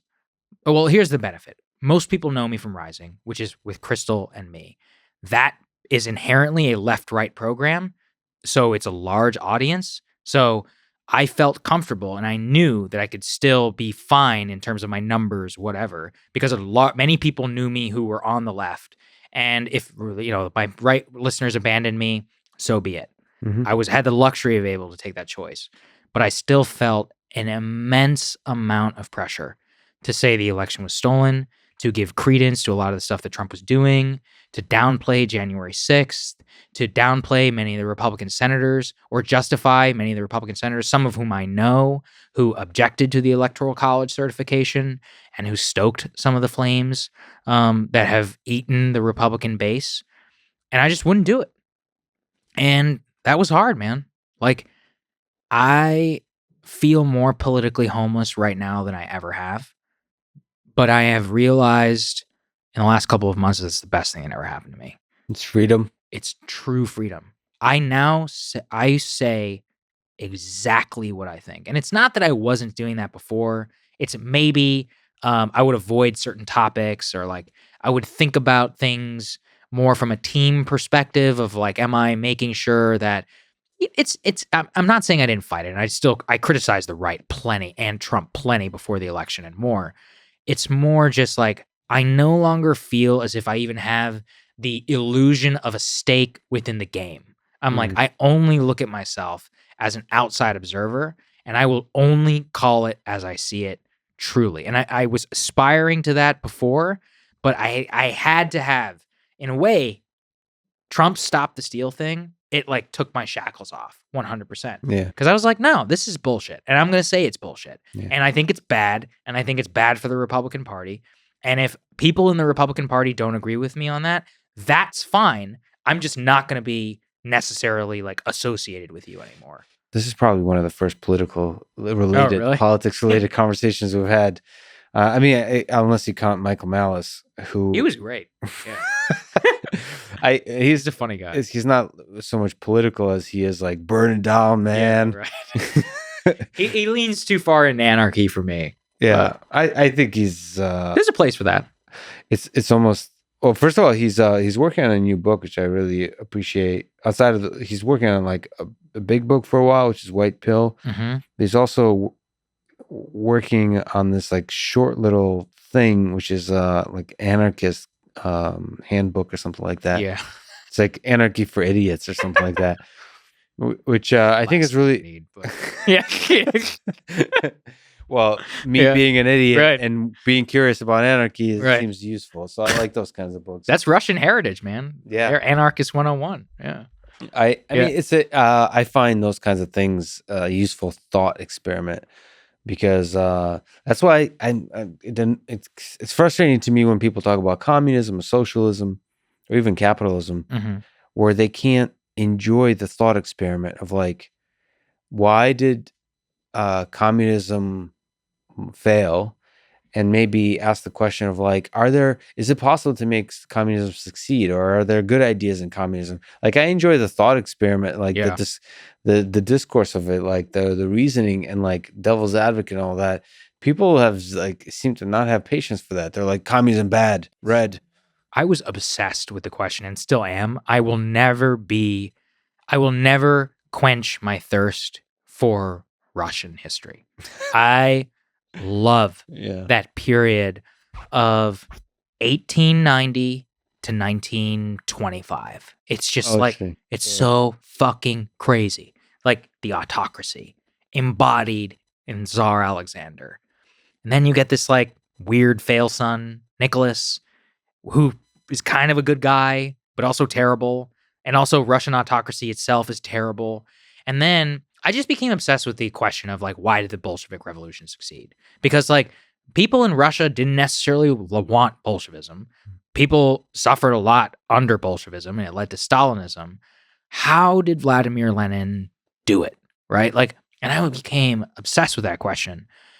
And I find it so interesting, which is that series of accidents of history, incredible boldness by Lenin, incredible realpolitik, smart, unpopular decisions made by Trotsky and Stalin, and just like the arrogance of the czars and of the Russian like autocracy, and just, but at the same time there's all these like cultural implications of this, right, in terms of like how it became hollowed out post Catherine the Great and all that. I was obsessed with autocracy because Russia was an actual autocracy, and like actually, and I'm like, it was there. Like they didn't even remove serfdom to like the Civil War in America. Like that's crazy. Like, and nobody really talks about it. And I just became, I was like, was Bolshevism a natural reaction to the excesses of Tsarism? There is a convenient explanation where that is true. But there were also a series of decisions made by Lenin and Stalin to kill many of the people in the center left and marginalize them, and also not to associate with the more quote unquote like amenable communists, in order to make sure that their pure strain of Bolshevism was the only thing. And the reason I like that is because it comes back to a point I made earlier. It's all about intentionality, which is that you actually can will something into existence, even if people don't want it. That was the craziest thing. Like nobody wanted this, but it still ruled for half a century, well, more actually. I mean, almost, that's 75 years. To think that there could have been a history of the Soviet Union that was dramatically different than Leninism, Stalinism. That was completely different. Like almost would be the American story. Yeah, easily. I mean, there's a world where, and I don't have all the characters. There's like Kerensky, and then there was like whoever Lenin's number two, Stalin's chief rival, and even a Soviet Union led by Trotsky. That's a whole other world, right? Like literally a whole other world. And yeah, it's just, I don't know. I find it so interesting. I will never not be fascinated by Russia. I always will. It's funny that I get to talk to you, because it's like I read this book. I forget what it's called. I think it won a Pulitzer Prize, and it was like the story of. I tried to understand Russia post Crimea, because I came up amongst people who are much more like neoconservative, and they're like, "Fuck Russia, Russia bad." Bye. And I was like, okay, like what do these people think? And we have this narrative of like the fall of the Soviet Union. And then I read this book from the perspective of Russians who lived through the fall. And they were like, I was like, this is terrible. Like, actually, the introduction of capitalism was awful. And all, like the rise of all these crazy oligarchs. That's why Putin came to power to like restore order to the oligarchy. And he still talks to this day. Do you guys, I mean, that's always the threat of like, do you want to return to the 90s? Right. Do you want to return to Yeltsin? And like, but the thing is, in the West, we have this like our own propaganda of like, no, Yeltsin was great. That was the golden age. What could have been with Russia? And I was like, well, what do actual Russians think?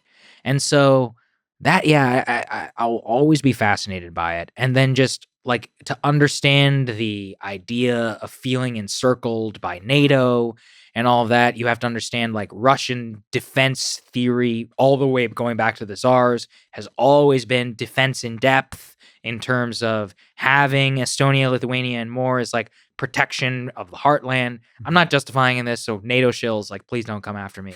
But, and look, Estonians like NATO. They want to be in NATO, so I don't want to minimize that. I'm more just saying, like, I understand him and Russia much better, having done that. And we are very incapable in America. I think this is probably because my parents are immigrants and I've traveled a lot, of like putting yourself in the mind of people who aren't Western and haven't lived a history, especially our lives, of America's fucking awesome. We're the number one country in the world. Like, I'm like, we're literally better than you, like in many ways. And they can't empathize with people who have suffered so much. And it's just so interesting to me. What about, if we could talk for just a brief moment about the human of Putin and power? You are clearly fascinated by power.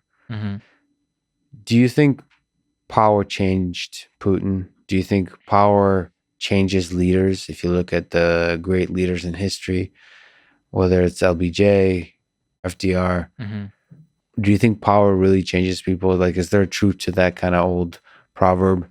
It reveals. I think that's what it is. It reveals. So Putin was a much more deft politician, much more amenable to the West if you think back, to 2001 and more, right when he came, because at that time, his biggest problem was intra-Russian politics, right? Mhm. Like it was all consolidating power within the oligarchy. Once he did that by around like 2007, there's that famous time when he spoke out against the West at the Munich Security Conference. I forget when it was. Mhm. And that's when everybody in the audience was like, whoa. And he was talking about like NATO encirclement and like we will not be beaten back by the West. Very shortly afterwards, like the Georgia invasion happens. And that was like a big wake up call of like, we will not be pushed around anymore.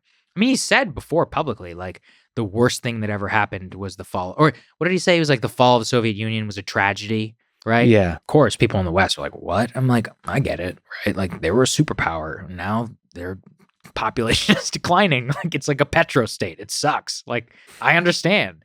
I understand like how somebody could feel about that.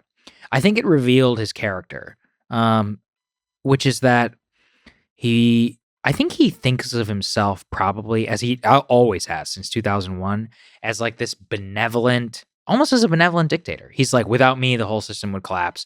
I'm the only guy I'm the only guy keeping all these people in check. Most Russians probably do support Putin because they feel like they support some form of functional government and they view it as like a check against that, which is has a long history within Russia too. So I don't know if it changed him. I think it just revealed him. Because it's not like he has Navalny has put that like $1 billion palace and all that. I don't know. Sometimes I feel like Putin does that for show. He doesn't seem like somebody who indulges in all that stuff. Or maybe we just don't see it. Like, I don't know. Well, I don't. Yeah. It's very difficult for me to understand. I've been hanging out, thanks to Clubhouse. I've gotten to learn a lot about the Navalny folks, and it's been very educational. Made me ask a lot of important questions about question a lot of my assumptions about what I do and don't know.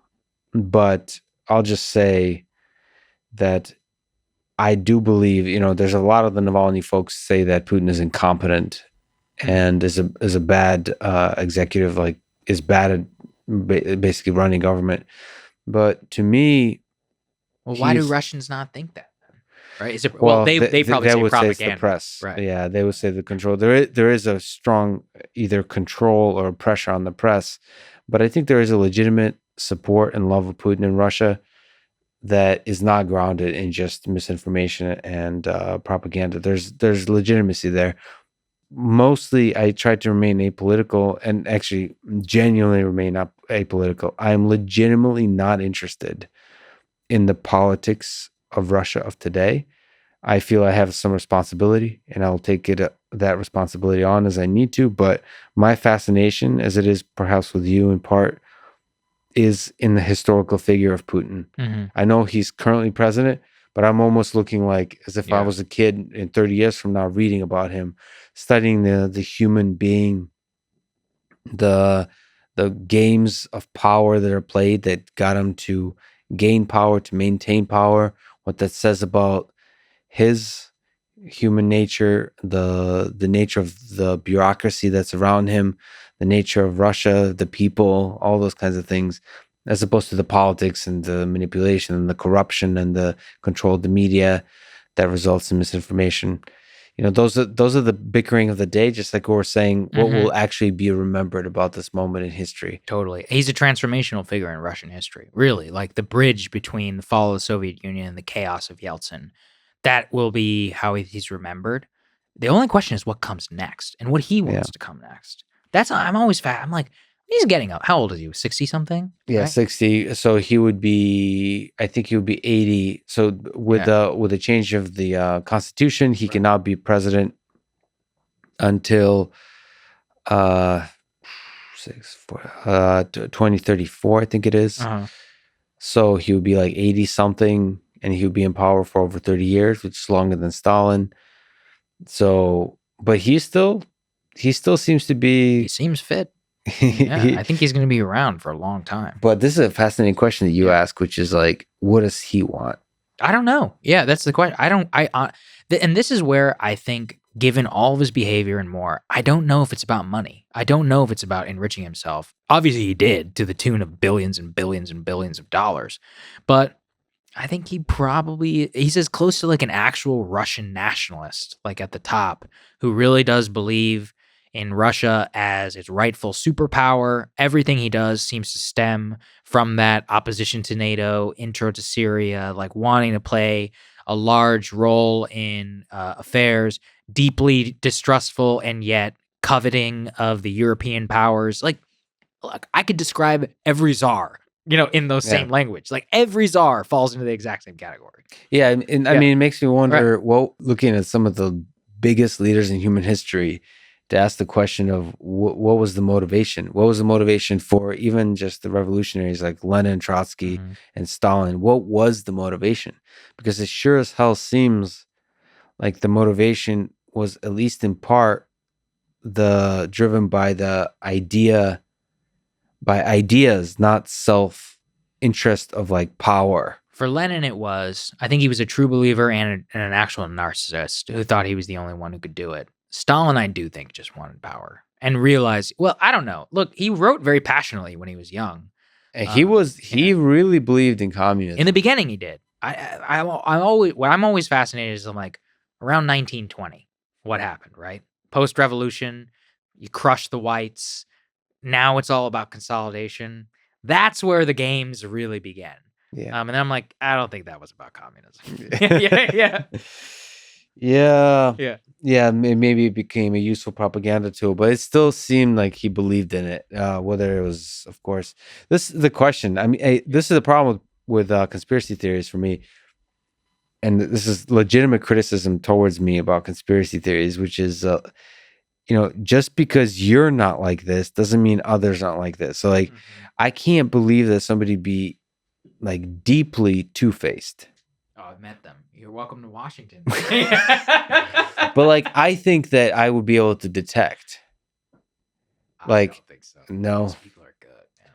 Well, my question is, I've seen it. I mean, well, so there's difference. There's two-faced, like, there's different levels of two-faced. Like, what I mean is to be killing people, and it's like House of Cards style, right?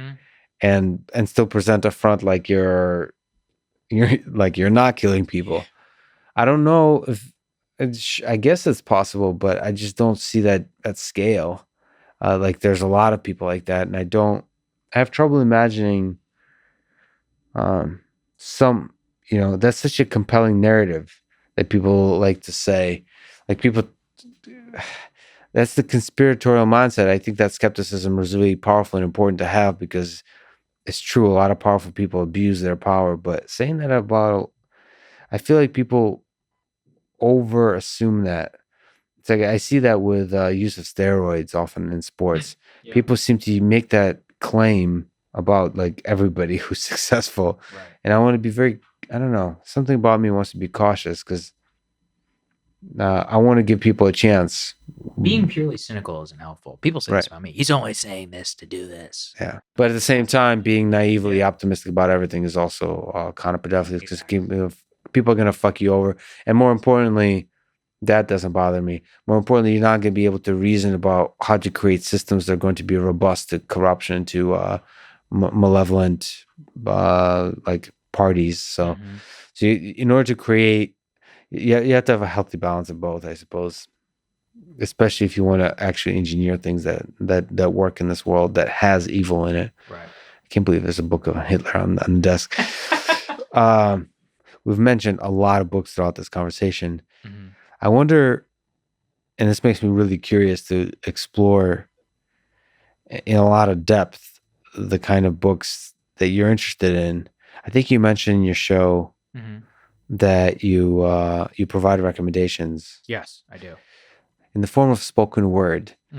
Can you, beyond what we've already recommended, mention books, whether it is historical, nonfiction, or whether it's more like philosophical or even fiction, that had a big impact on your life? Is there a few that you can mention? Sure. I already talked about the Johnson book, so I'll leave that alone. Robert A. Caro, he's still alive, thank God. He's finishing the last book.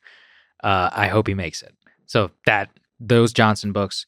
Second, Can I ask you a Yeah. question about those books? yes, What the hell do you fit into so many pages? everything, man. Let me tell you this. So I'll just give an anecdote. This is why I love these books. The beginning, the first book is Yeah. about Lyndon Johnson. Yes. His life to when he gets elected to Congress.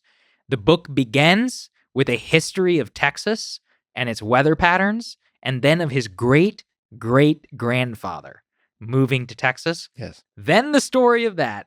About 100 or so pages in, you get to Lyndon Johnson. Yes. Yes, that's how you do it. Okay. Which is So you it's get like a Tolstoy style it's 'cause retelling. this is the thing. It's not a biography. It's a story of the times. That's a Well, great got biography. So another one. This isn't part of my list, so don't. Okay. Is All right. Grant Off the record. Ron Chernow. Ron Chernow's Grant. It's 1,000 pages, and the reason I tell everybody to read it is it's not just the story of Grant. It is the story of pre-Civil War America, the Mexican-American War, the Civil War, and Reconstruction, all told in the life of one person who was involved in all three. Hmm. Most people don't know anything about the Mexican-American War. It's fascinating. Most people don't know anything about Reconstruction. Now more so because people are talking, it's a hot topic now. I've been reading about it for years. That is another thing people need to learn a lot more about. In terms of non-history books, the book that probably had the most impact on me, which is also it's historical nonfiction, is I am obsessed with Antarctic exploration. And it all began with a book called Shackleton's Incredible Journey, which is the collection of diaries of everybody who was on Shackleton's journey. For those who don't know, Shackleton was the last explorer of the heroic age of Antarctic exploration.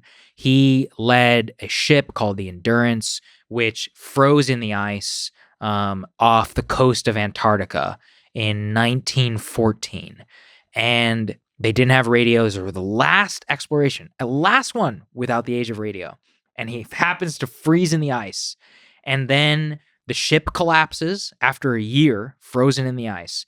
And this man leads his entire crew from that ship onto the ice with a team of dogs, survives out on the ice for another year with 3 little lifeboats, and is able to get all of his men, every single one of them alive, to an island hundreds of miles away called Elephant Island.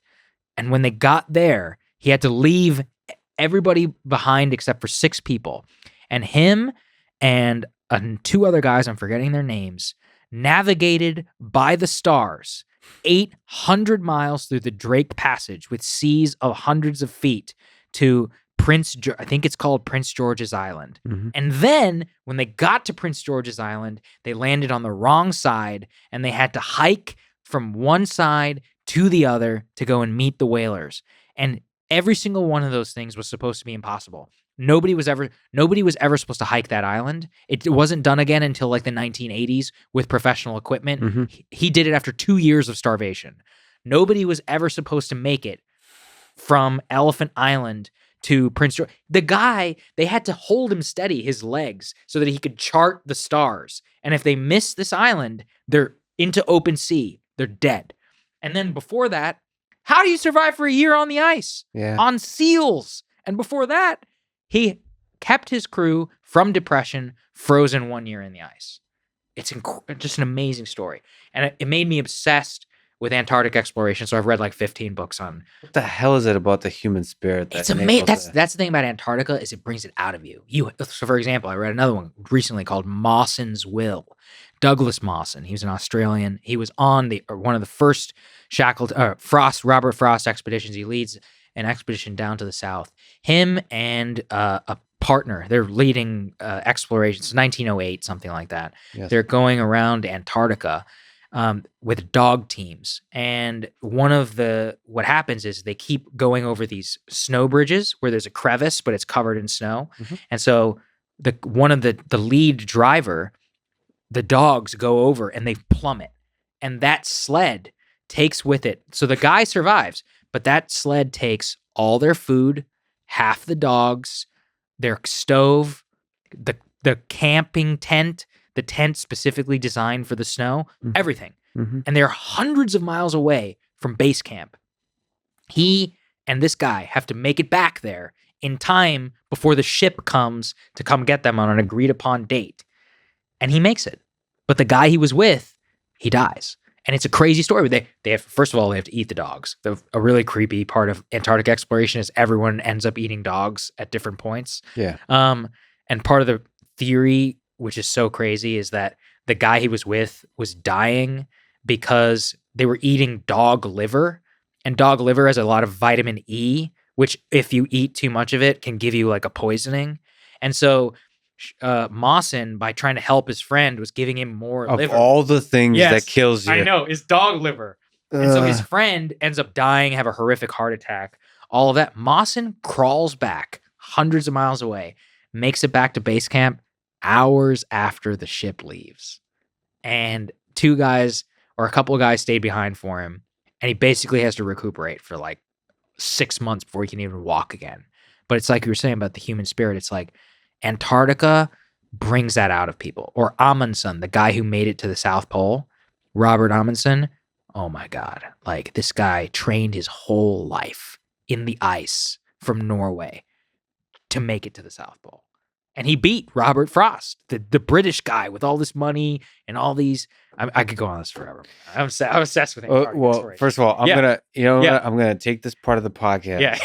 I'm gonna set it to music. Yeah. I'm gonna listen to it because I've been whining and bitching about running 48 miles with Goggins this next weekend, and this is gonna be so easy. I'm just gonna listen to this over and over in my head. You're gonna be Elon's obsessed with Shackleton. He talks about him all the time. He uses. I was gonna ask you about that. He uses an example of that as an example of what Mars colonization would be like. He's right. No, that Antarctica is as close to you can simulate that. The Antarctica is as close to what you could simulate what it would get. That Nat Geo series on Mars, I'm not sure if you watched it. It's incredible. Elon's actually in it. And it kind of and it's like they get there, everything goes wrong, somebody dies, like it's horrible.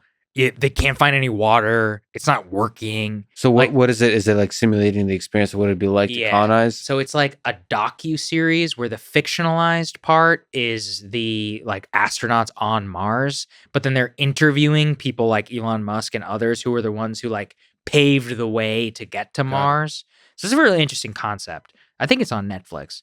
And yeah, I agree with him 100%, which is that the first guys to make, like, for example, Robert Frost, who went to Australia, to Antarctica, the British explorer who was beaten to the South Pole 3 weeks by Robert Amundsen, he died on the way back. And the reason why is because he wasn't well prepared. He was arrogant. He didn't have the proper amounts of supplies. His team had terrible morale. Antarctica is a brutal place. If you fuck up one time, you die. And it's like, and this is what you read a lot about, which is the reason why such heroic characters like Shackleton shine is a lot of people died. Like there were some people who got frozen in the ice. I mean, man, this again also came to the North exploration. So I read a lot about like the exploration of the North Pole and same thing. These unextraordinary men take people out into the ice and get frozen out there for years, and shit goes so bad. They end up eating each other. They all die. There's the famous, one I'm forgetting his name, the British Franklin expedition, where they went searching for them for like 20 years. And they eventually came across a group of Inuit who were like, oh yeah, we saw some weird white men here like 15 years ago. Yeah. And they find their bones and there's like saw marks, which show that they were eating each other.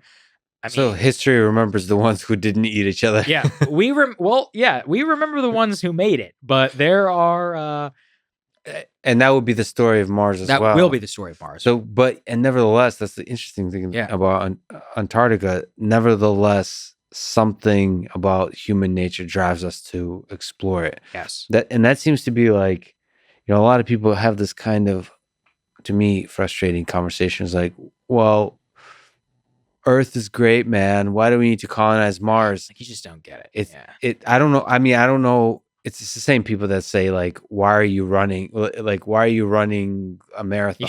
What are you running from, man? Yeah. I don't know. It's pushing the limits of the human mind, of what's possible. It's George like, Mallory, because it's there. Yeah. It's simple.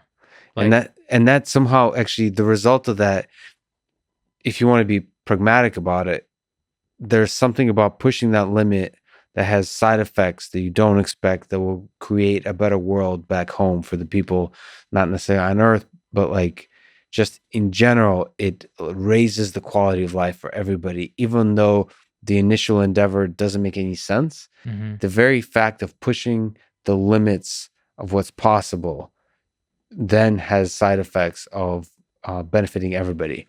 And it's difficult to predict ahead of time of what those benefits will be. Same with colonizing Mars. It's unclear what the benefits will be for Earth or in general. Well, with what struggling. did we get from the moon? What did we get from Apollo, right? Technically, and there were a lot of socialists at the time making this argument. They're like, all this money going. You know what? We went to the fucking moon in 1969. That was amazing. The greatest feat in human history, period. What did we learn from it? We learned about interstellar or interplanetary travel. We learned that we could do something off of a device less powerful than the computer in my pocket. Yeah. Like the amount of potential locked within my pocket and your pocket. I mean, this is, if you were to define my politics in one way, it's greatness, like a quest for national greatness. There is no greatness without fulfilling the ultimate calling of the human spirit, which is more. It's not enough. And why should it be? Yeah. It wasn't enough. You know, our ancestors could have been content to sit. Well, actually, many of them were content to sit and say, these berries will be here for a long time. And they got eaten and they died. And it's the ones who got out and went to the next place and the next place and went across the Siberian land bridge and went across more and it just did extraordinary things. The craziest ones, we are their offspring and we fail them if we don't go into space. That's how I would put it. You should run for president. I'm just pro space, man. I love space. No, you're pro doing difficult things and pushing, exploring the world in all of its forms. Right. I hope that kind of spirit permeates politics too. That same kind of It can. It can, and I hope so. I don't know if you want to stay on it, but Sure. I think that was book number 1 or 2. Oh shit! Yeah. Okay. All right. Is there something? Well, this one is second. This actually is a corollary to that, which is *Sapiens*, and I know that's a very normie answer. Yeah. One of the best-selling books. I think there's a reason for that. Yeah. Yuval Noah Harari. Okay. Look, yes, he didn't do any new research. I get that. All he did was aggregate. I'm sure he's very controversial in the scientific community. Yeah. But guess what? He wrote a great book. It's a very easy to read general explanation of the rise of human history. And it helps challenge a lot of preconceptions. Are we special? Are we an accident? Are we more like a parasite? Or are we not? What is there a destiny to all of us? I don't know. You know, if anything, it's like what I just described, which is more. Move out. The evolution of money. Like, I know he gets a lot of hate, but I think that he writes it so clearly and well that for your average person to be able to read that, you will come away with a more clear understanding of the human race than before. And I think that that's why it's worth it. I agree with you 100%.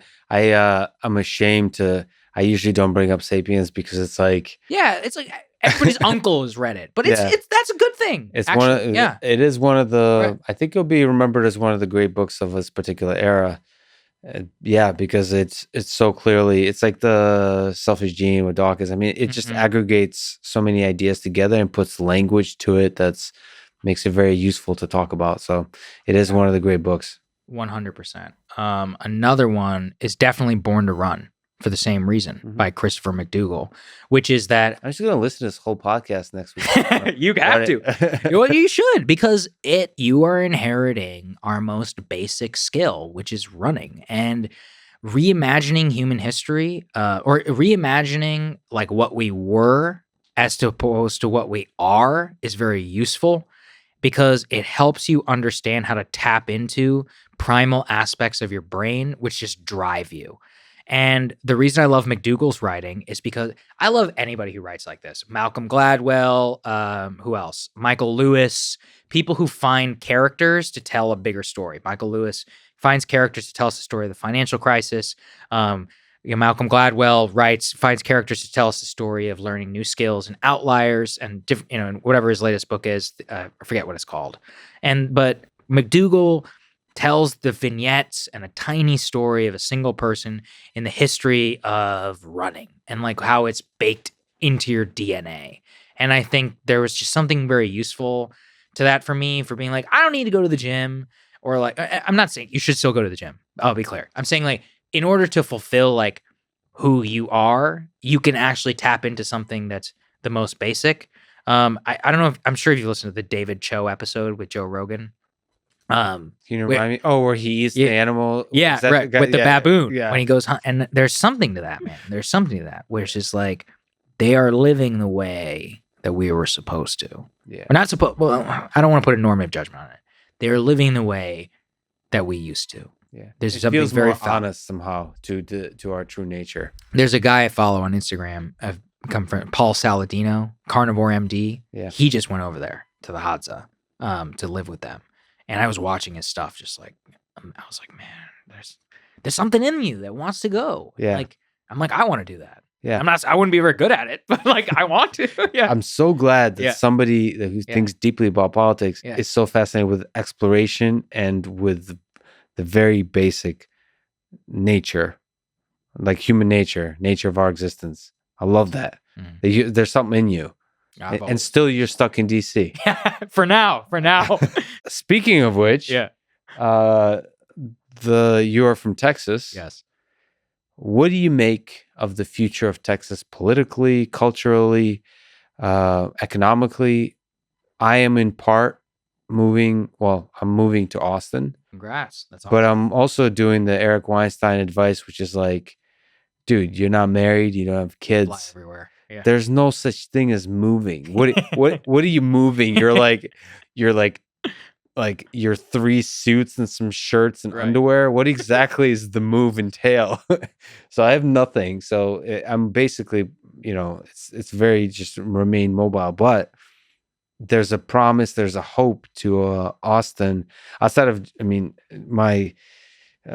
outside of just like friendships. I have it's a very different culture that Joe Rogan is creating. I'm mostly interested in what the next Silicon Valley will be, what the next hub of technological innovation. And there's a promise, maybe a dream for Austin being that next place. It's that very possible. Doesn't have the baggage of some of the political things, maybe some of the sort of things that hold back the beauty that makes capitalism, that makes innovation so powerful, which is like meritocracy, which is excellence. Diversity is exceptionally important, but not. It should not be the only priority. It has to be something that it coexists with a like insatiable drive towards excellence. And it seems like Texas is a nice place, like having Austin, which is like a kind of this weird. I hope it stays weird, man. I love weird people. I don't know about that, but we can get into it. But there's this hope it remains this weird place of brilliant innovation amidst a state that's like more conservative. So like there's a nice balance of everything. What are your thoughts about the future of Texas? I think it's so fascinating to me because I never thought I would want to move back, but now I'm beginning to be convinced. So you hear that, Joe? I'm going to send you this clip. I'm being honest, and many Texans will hate me for this. Texas was not a place that was kind to me, quote unquote. And this is because of my own parent. Look, I was raised in College Station, Texas, which is a town of 50,000. It's a university town. It exists only for the university. So it was I did not get the full Texas experience. This is purely speaking from a College Station experience. But growing up, first generation, or I forget what it is, whatever. I'm the first American. I was born and raised in College Station. My parents are from India. Being raised in a town where the dominant culture was predominantly like white evangelical Christian was hard. Like it was just difficult. And I think of it there in the beginning, I would say like ages like 0 to like 8, it was like cultural ignorance, as in like they just don't know how to interact with you. And there was a level of always there was like the evangelical kind of antipathy towards like you being not Christian. You know, my parents are Hindu, like that's how I was raised. And so like there was that. But 9/11 was very difficult. Like 9/11 happened when I was in 3rd or 4th grade, and that changed everything, man. Like, I mean, our temple had to like print out t-shirts. And I'm not saying this is a sob story, to be clear. I've still actually largely for my adult life identified on the political right. So don't take this as some like, you know, race manifesto. I'm just telling it like this is what happened, which is that like it was just hard to be brown, frankly, and to have some of the fallout from 9/11 and during Iraq. And the reason I am political is because I realize in myself I have a strong rebellious nature against systems and structures of power. And the first people I ever rebelled against were all of the people telling me to shut up and not question the Iraq War. So the reason I am in politics is because I hated George W. Bush with a passion, and I hated the war. And I was so, again, my entire background is largely in national security for this reason, which is I was obsessed with the idea of like, how do we get people who are not going to get us into these quagmire situations in positions of power? That's how I became fascinated by power in the first place, was all a question of how do this happen? Like, how did this catastrophe happen? I realize it's not as bad as like, you know, previous conflicts, but this one was mine. And to see how it changed our domestic politics forever. And so that was my rebellion. But it's funny because I identified as on the left when I was growing up until I was 18. I had also a funny 2-year stint. This is where everything kind of changed for me. When I was 16, actually, I moved to Qatar, to Doha, Qatar, because my dad was the dean or associate dean of Texas A&M University at Doha. So my last 2 years of high school were at this. I went from this small town in Texas, and I love my parents because they could recognize that I had within me that I was not a small town kid. Yeah. So they took me out of this country every chance they got. I had traveled everywhere and constantly let me go. And so I went from school in College Station to like this ritzy private school, American school. Best thing that ever happened to me because first of all, it got me out of College Station. Second, at that time, I had this annoying streak of, I wouldn't call it being anti-America, but you don't appreciate America. Let me tell everybody out there listening, leave for a while. You will miss it so much. Yes. You do not know what it is like to not have freedom of speech until you don't have it. Yeah. And I was going to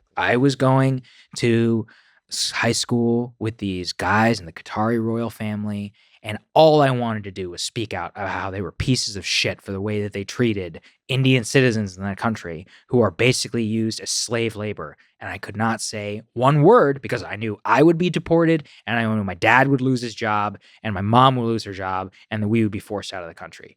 You don't know what it's like to live like that, or to be in a society where, like, you know, you have like a high school girlfriend or something and you can't even touch in public, or you're lectured for public decency. Like, listen, I've lived under a Gulf monarchy now, and that turned me into the most pro-America guy ever. Like, I came back so like America, like pro, and I still am, frankly, because of that experience. Living abroad, like that will do it to you. Live in a non-democracy. You have even in Europe, I would say you guys aren't living as free as we are here. It's awesome, and I love it. You're ultimately another human being than the one who left Texas.